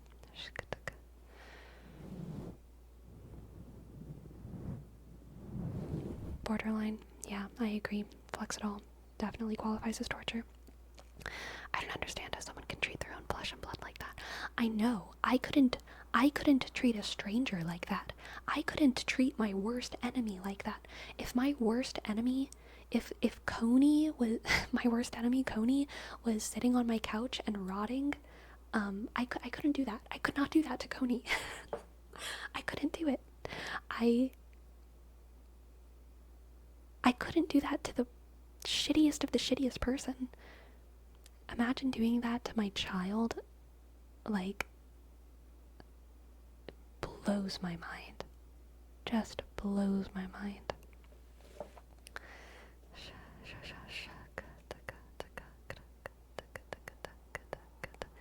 Wait, Sleepy, you're telling me that there's something wrong with the current American prison industrial complex? I hate to ruin everything for you, Agan, but there's a couple things wrong with it. I couldn't treat a slug like that. I know, for real. For real. Some people go numb. They only feel derivatives of pride and ego. It's true, Sock Party, and I think those are the most scary people. Those are the most scary people. But I absolutely agree. It's an indication that they were numb.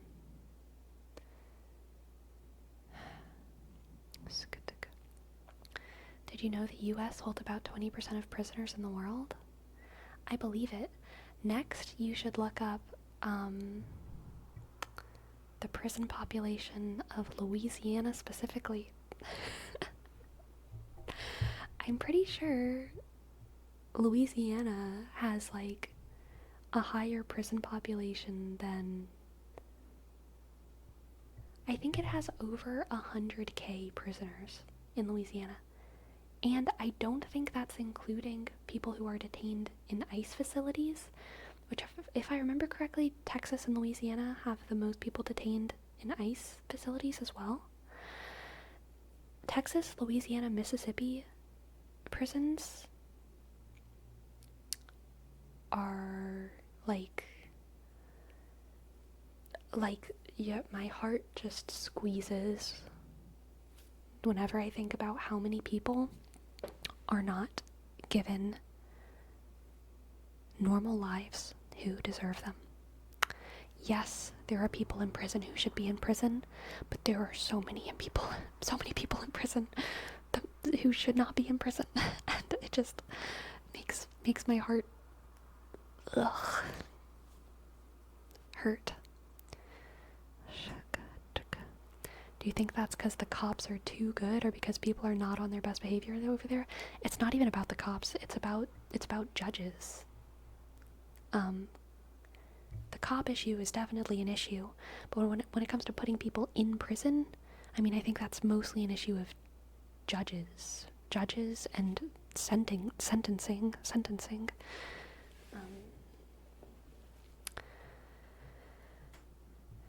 And just the standards that have been set by the judicial systems, I guess. Yeah. Ice prisons in Texas, aren't they melting away? They might be. I haven't really looked at that particular issue probably in at least over a year, so I could be, my data could be outdated when it comes to ice.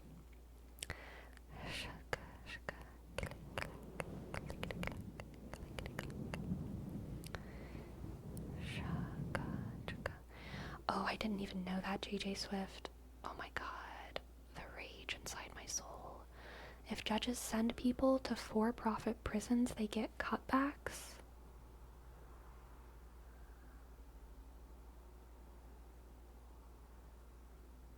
Okay, wait, I have a confession though. I don't know what a cutback is. But I don't like the sound of that sentence. But what's a cutback? Payout. Okay. I figured it was money, but I wasn't positive. Yeah, okay, the rage is back. Wait, Sleepy, you're telling me that there's something wrong with the current judicial system in America? I'm so sorry, Agan. There's a couple things wrong. Well, that's disgusting. Yeah, it is, Agan.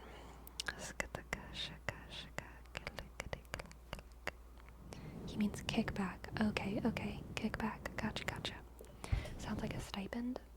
Yeah. 13th Amendment never got rid of slavery either. It allows it if the party is convicted of crime. Yes. A very good fact for all of our liberation circles to remember. Our world is broken for real. It is, Kuru Summit. It is.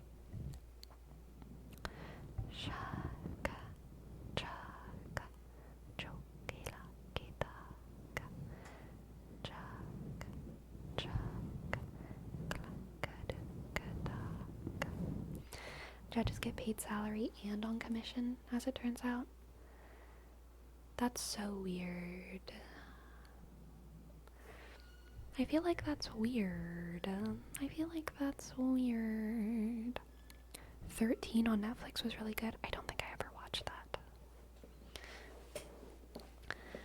It's the same as guidance counselors or doctors diagnosing kids with ADHD and giving them medication. Then those people get paid by the drug manufacturers. Yeah. Oh yeah. It's not the same, but it is definitely comparable. It is definitely a comparable situation. 13 on Netflix was real good. Oh, it's about the 13th Amendment. Gotcha.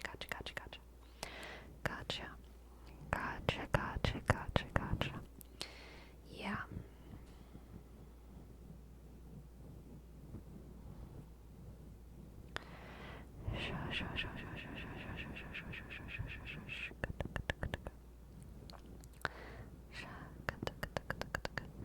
But if you think about it, do you think the commission is in place to avoid for judges to fall into bribes?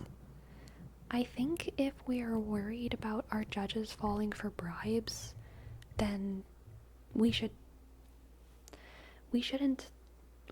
like put a band-aid on that. We should like back up. We shouldn't be creating judges. We shouldn't be, licensing judges who were like a little bit worried might like take bribe money. Those people shouldn't be judges.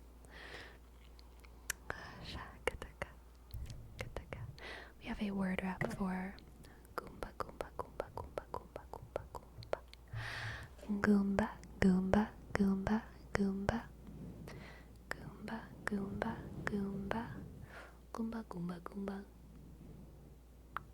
Goomba, Goomba, Goomba. Farewell, Ogden. Goomba, Goomba, Goomba. Goomba, Goomba, Goomba. Goomba, Goomba. Goomba, Goomba. Goomba, Goomba, Goomba, Goomba.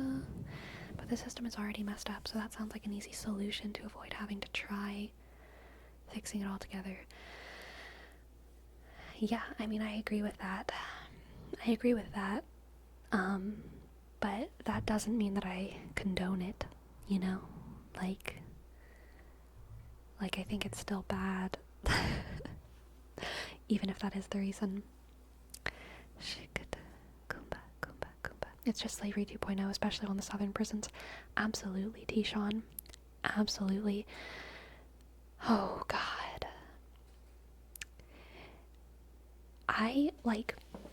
It pisses me off so much that I, feel sparkles in my body, but, they're angry. When I think about the Louisiana justice system. Oh, God. Pisses me off. It pisses me off that the Capitol is cleaned by prisoners, and that when you go to visit the capital of Louisiana,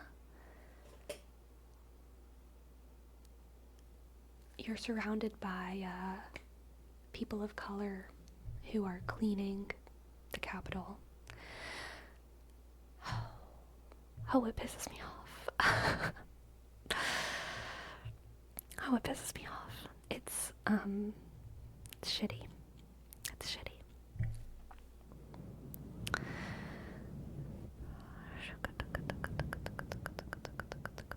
So Florida has the most private prisons in the US, and Florida's judicial system isn't exactly the best. Private prisons are a plague. Absolutely, JJ Swift. Absolutely.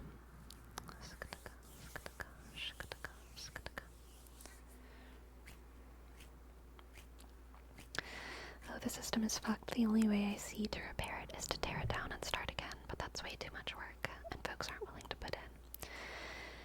It's definitely the most efficient way, Flux it all, but yeah, it's also definitely the hardest way, and I do hope always that, reform is possible. And I think I feel like I have to act as if I have to act in service of reforming the system as an individual as much as I possibly can, and I have to encourage people to act in service of reforming.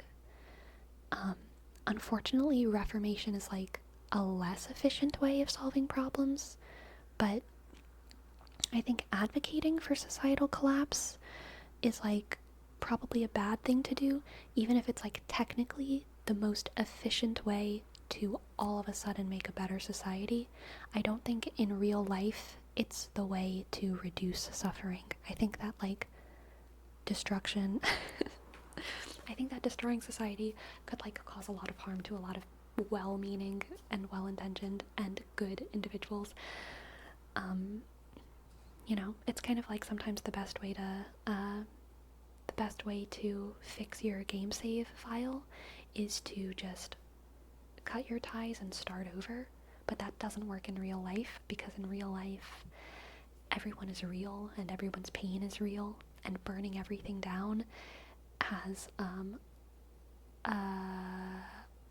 a lot of very real consequences.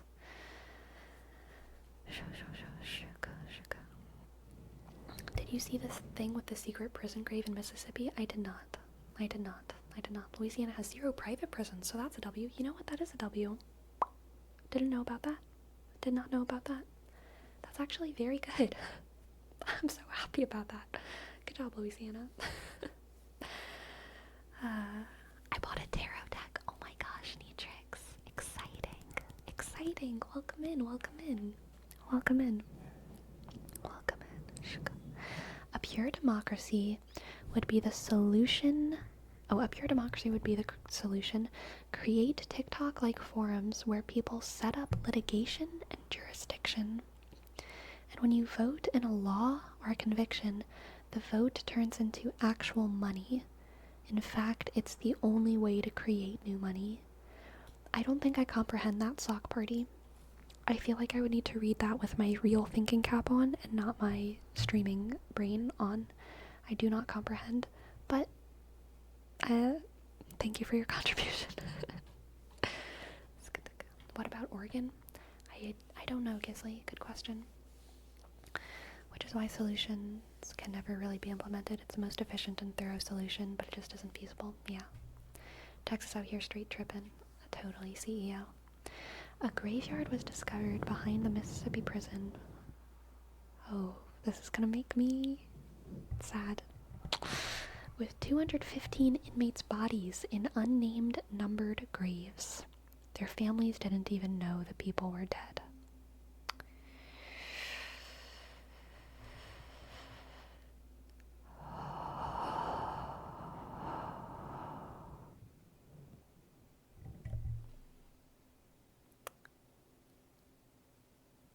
My heart.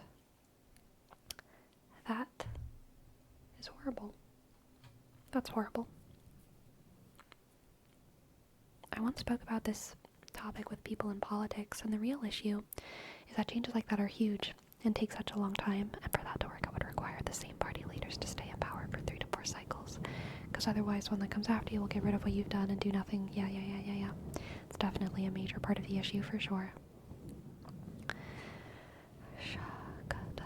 The state of Oregon does not use private prisons, and in 2001 outlawed the practice of exporting state prisoners, I would guess, to other states. That's good. That's good. This is such a cheerful stream, but great discussion. I know, we've been heavy tonight. We've been heavy on the topics. I'm definitely going to need to put some trigger warnings in my title, probably. If we had the chance to start all over again with the knowledge that we have, do you think we would make things better, or we will fuck up again?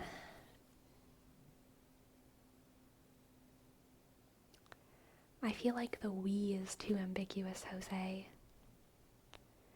If we had the chance to start all over again, like, because here's the thing, someone's in charge from the start, and it really kind of depends on that person or that group of people. Whoever is in charge of the rubble that's left behind is gonna have a massive influence. Oh, we would totally F it up. I think broadly speaking I would agree with that, Green Ninja. I think broadly speaking I'd agree with that, but I think there's levels of like how much we'd F it up that could be pretty variable.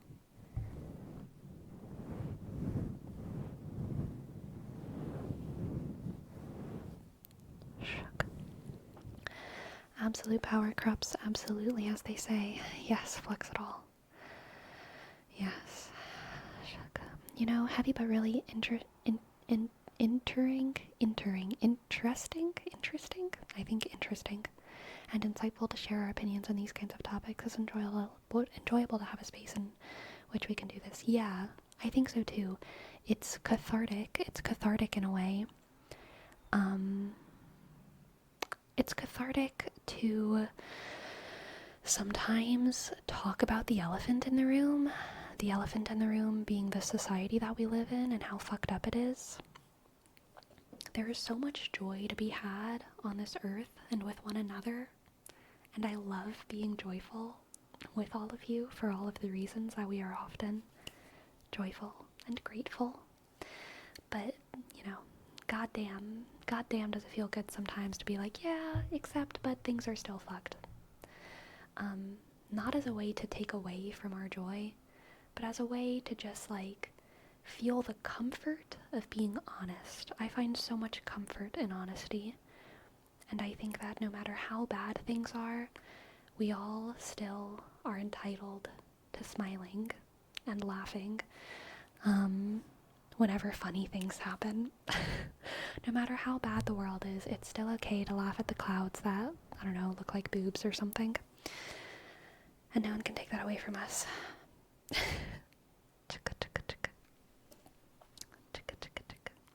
Also, it's nice this is all being done in a respectful manner without negative judgment being cast. Yes. Thank you, mods. Thank you, mods. Weirdly enough, there's a great D&D setting, Dark Sun, that deals with this exact situation. William SRD says it well. The people who destroyed Athos did so because they knew they would still rule over the dust. Ooh, that does hit good, Mist Hollow. I would read a book with that blurb. Interesting.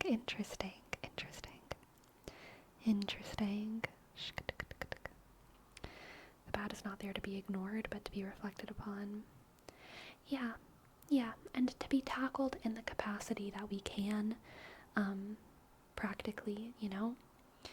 I think we should all be aware of, like, what we can do, and what we could do, and what we should do, and also balance that with our own prosperity, and our own life, and our own goals, and our own wishes, you know? Break time. I will go on a break soon. I do want to read a little bit more. This takes me back to my modern prisons class in college and makes me think how our prison system never really worked. Yeah, I know that the prison system is fucked, and I know, I would say maybe, like, marginally more about it than the, like, average American, but I don't know that much more, and the only reason I know marginally more is because I've had, like a little bit of a historical education, but I really don't have any kind of, like, specific education on prisons, and I would love to know more so that I can honestly think through problems and solutions in a slightly more grounded way, because right now I kind of just, like, hate it, and it makes me sad, but I really, and, you know, in a very idealistic way, I kind of know what to do, like, let's just be better, but in a grounded way, in a policy way. Like, I don't really know how to recognize what good solutions are, so I want to educate myself more on those kinds of things. I would love to be more educated, especially because prison policies are, like, really hard to comprehend sometimes. They're kind of sneaky. Like, I don't know if this is something that is good for prisoners or bad for prisoners, or who this serves. They're very sneaky things. So I should educate myself more on it.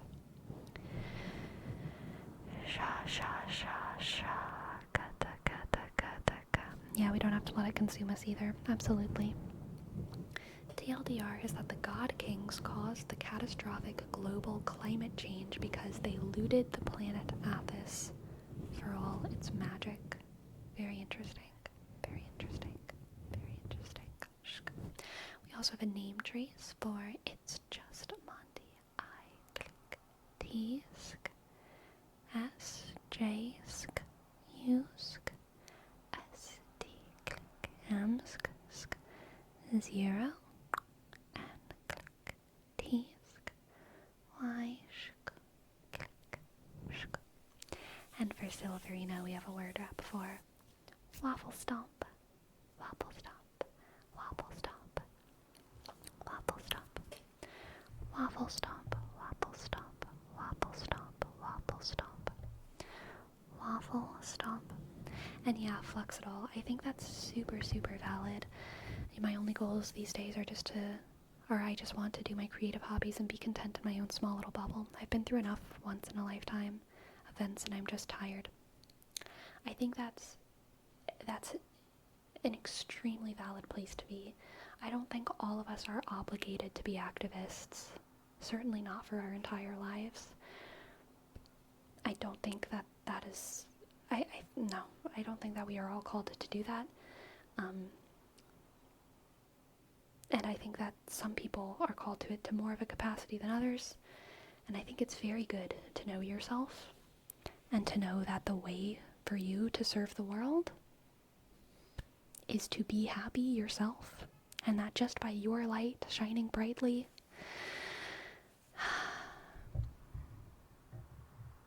you are assuaging us from a little bit of darkness, okay? Waffle stomp, waffle stomp, waffle stomp, waffle stomp, waffle stomp, waffle stomp, waffle stomp, waffle stomp. Thanks. Those who don't know should definitely look up waffle stomp on our Open Dictionary. Oh god, am I saying something bad? I'm not gonna say it anymore until someone tells me if it's bad or not. Okay. Thanks, bro.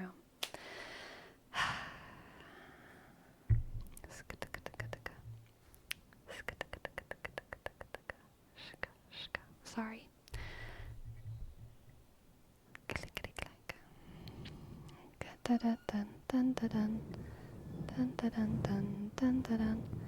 Oh, okay, bonkers. That's not that bad. Okay, I was afraid it was like something like way worse. Oh god.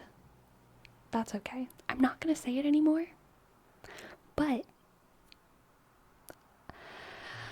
I'm glad that I didn't like just wish like death upon like a group of people. Jesus Christ. Ah.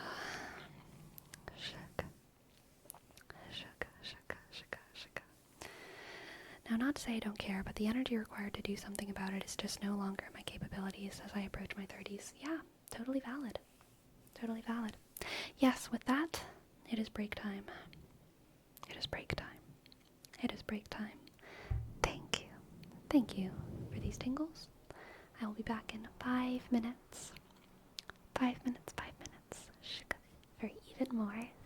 Be back soon.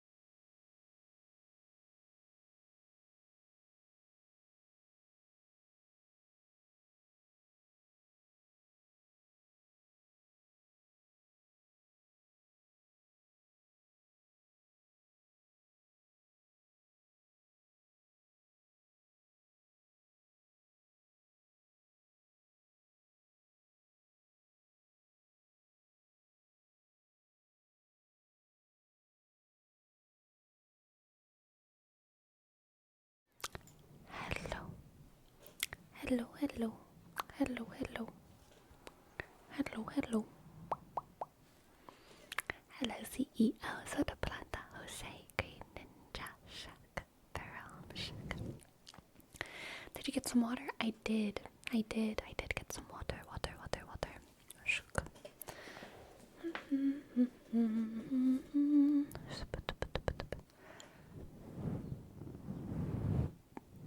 Was it warm? No, because it's hot now here. So I got cold water.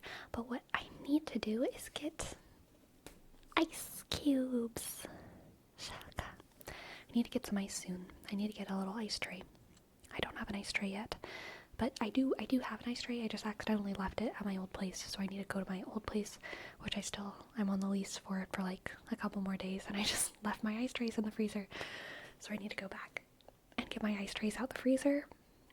And I think I have some ice packs in the freezer. And I left accidentally something on the wall that I want to get. And I left the mounts for my curtains.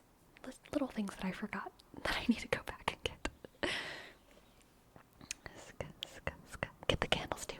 Neatrix, I picked up the candles today. Thank you so much. Neatrix. The candles will probably be lit in my background starting on Wednesday. This is a candle that I've burnt through. I just did just now. I peeked over the top of it and there's still a tiny little baby flame in there, so that's why I'm leaving it right there and right now. I really want that flame to completely burn out, and then, Neatrix, it will be time for your candles to light up the room, okay? That's all you've left over there? Double check just in case before you leave for the last time. I know, Vroom, I know. Everything other than that, there are other things that I've left there.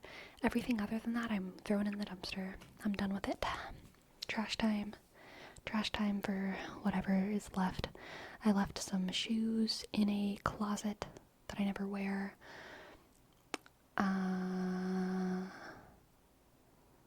I left some boxes. I have a box of old books that I was gonna donate, but I'm pretty sure the box has roaches.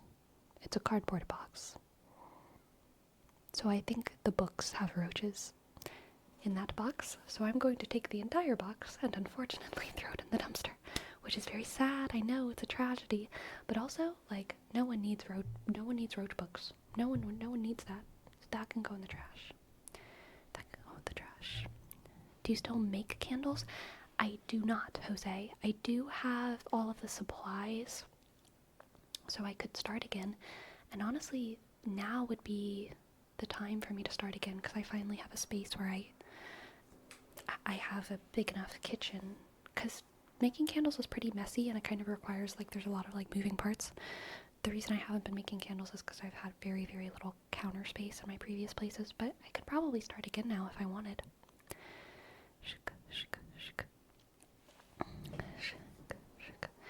Anything worthy that you're leaving behind?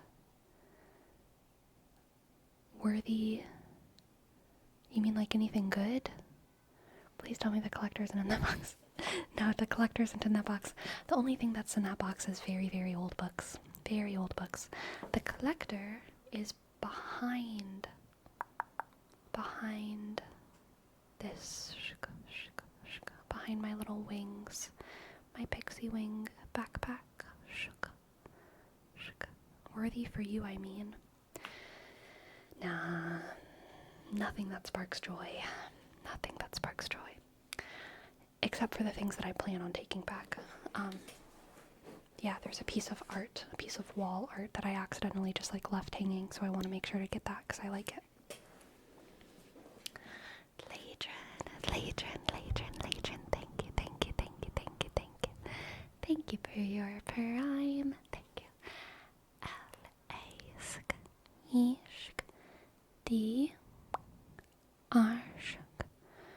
O-N-S-K.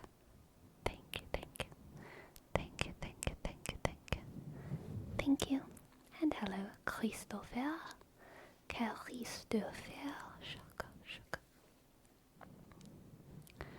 Bum bum ba ba dum bum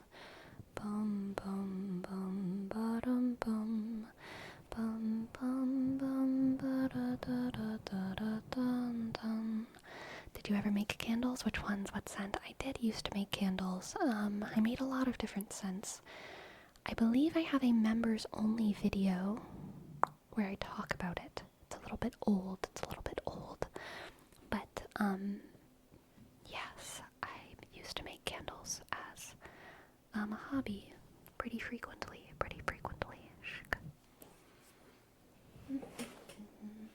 And for Sebastian, we have a word wrap for books for the roaches. Books for the roaches. Books for the roaches. Books for the roaches. I'm feeling very spinny right now. Books for the roaches. Books for the roaches. Books for the roaches. Books for the roaches. Books for the roaches. Books for the roaches. Books for the roaches. Gosh. You spin my head right around like a... I don't know the words. You spin my head right round like a... down. Jumpy. Thank you for your prime. Thank you, Jumpy. J, click, O, M-sk, B-sk, I dot, 9, 7, shk. Thank you.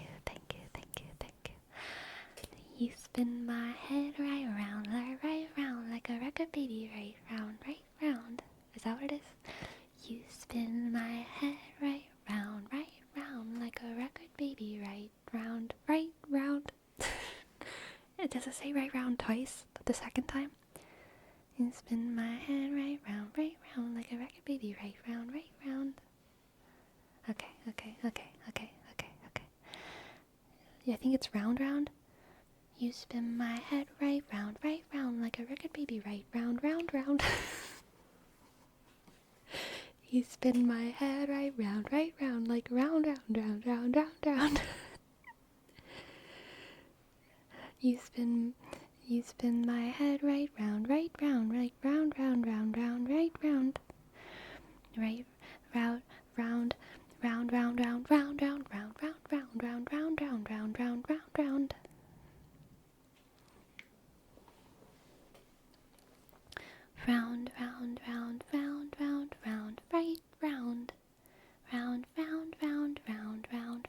Round. That's what it is, right?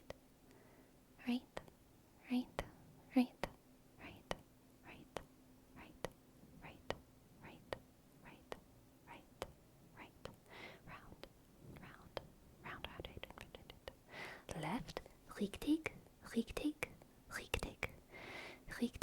I think richtig is one of my favorite German words, and it always has been. I think it's because it looks so much like right, and it means right, or like, exactly, or like yes in German, but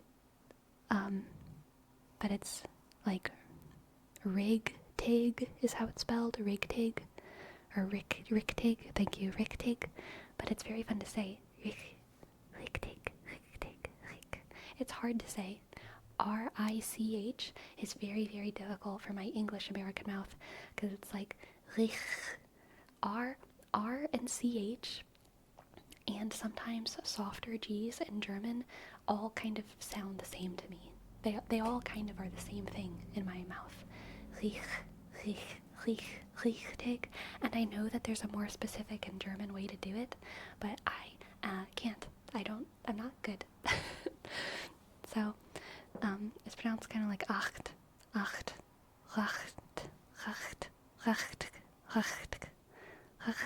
That Duolingo taught me it has 2 syllables. Duolingo taught me as like richtig, 2 syllables. But I don't know. Maybe Duolingo's wrong. Who knows? Richter scale. Yeah, totally. You spin my head right around, round.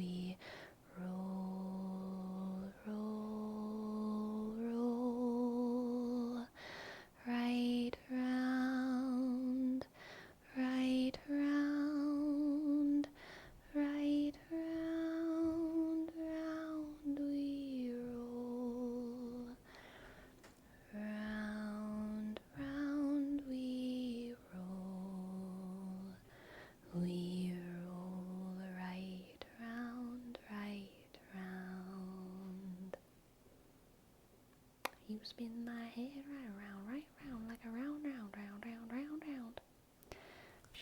The wheels on the bus go round and round, round and round, round and round, round and round, round and round, round and round, round and round, round and round, round and round. Class, I have a question for you. What is the capital of Wyoming?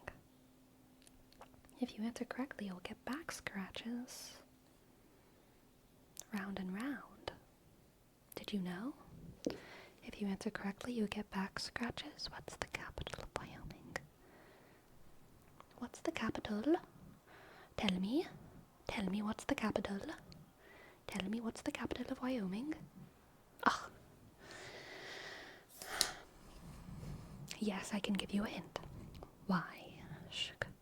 Oh, why is Anne so shy? Click. Why, oh, why is Anne so shy? Why, oh, why is Anne so shy? Why, oh, why is Anne so shy? And why is she shy?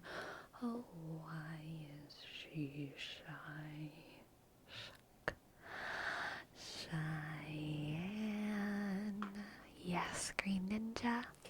Barone. Fluxitol. Sebastian. Delta. Jose. Shuck. OJ toothpaste. Good job. You've gotten back scratches for everyone. And Guru Summit. And high on ramen. Scratch. Very good job. Very good. You did so well. Very good job. Scratch. Scratchy.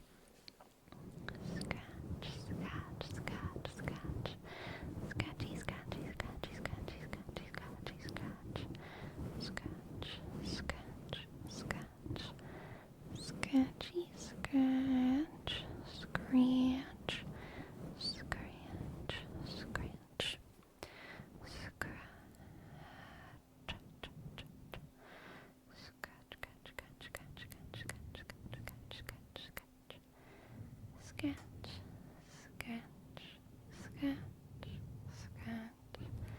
scratch, scratch, scratch.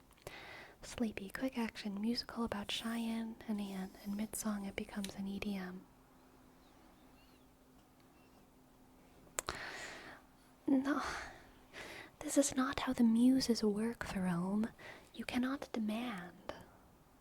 You cannot demand from the muses. I frankly refuse. Dumbledore. Snape, Severus Snape, Dumbledore, Ron Weasley, Ron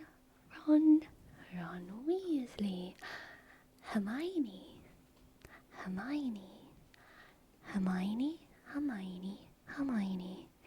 Harry Potter, oh, Harry Potter, oh, Harry Potter.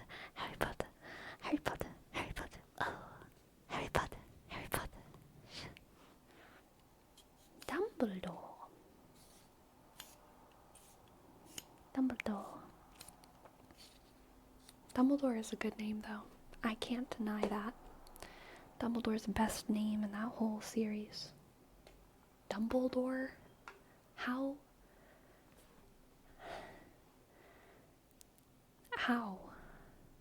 How did she come up with that name, if not by divine intervention? Dumbledore.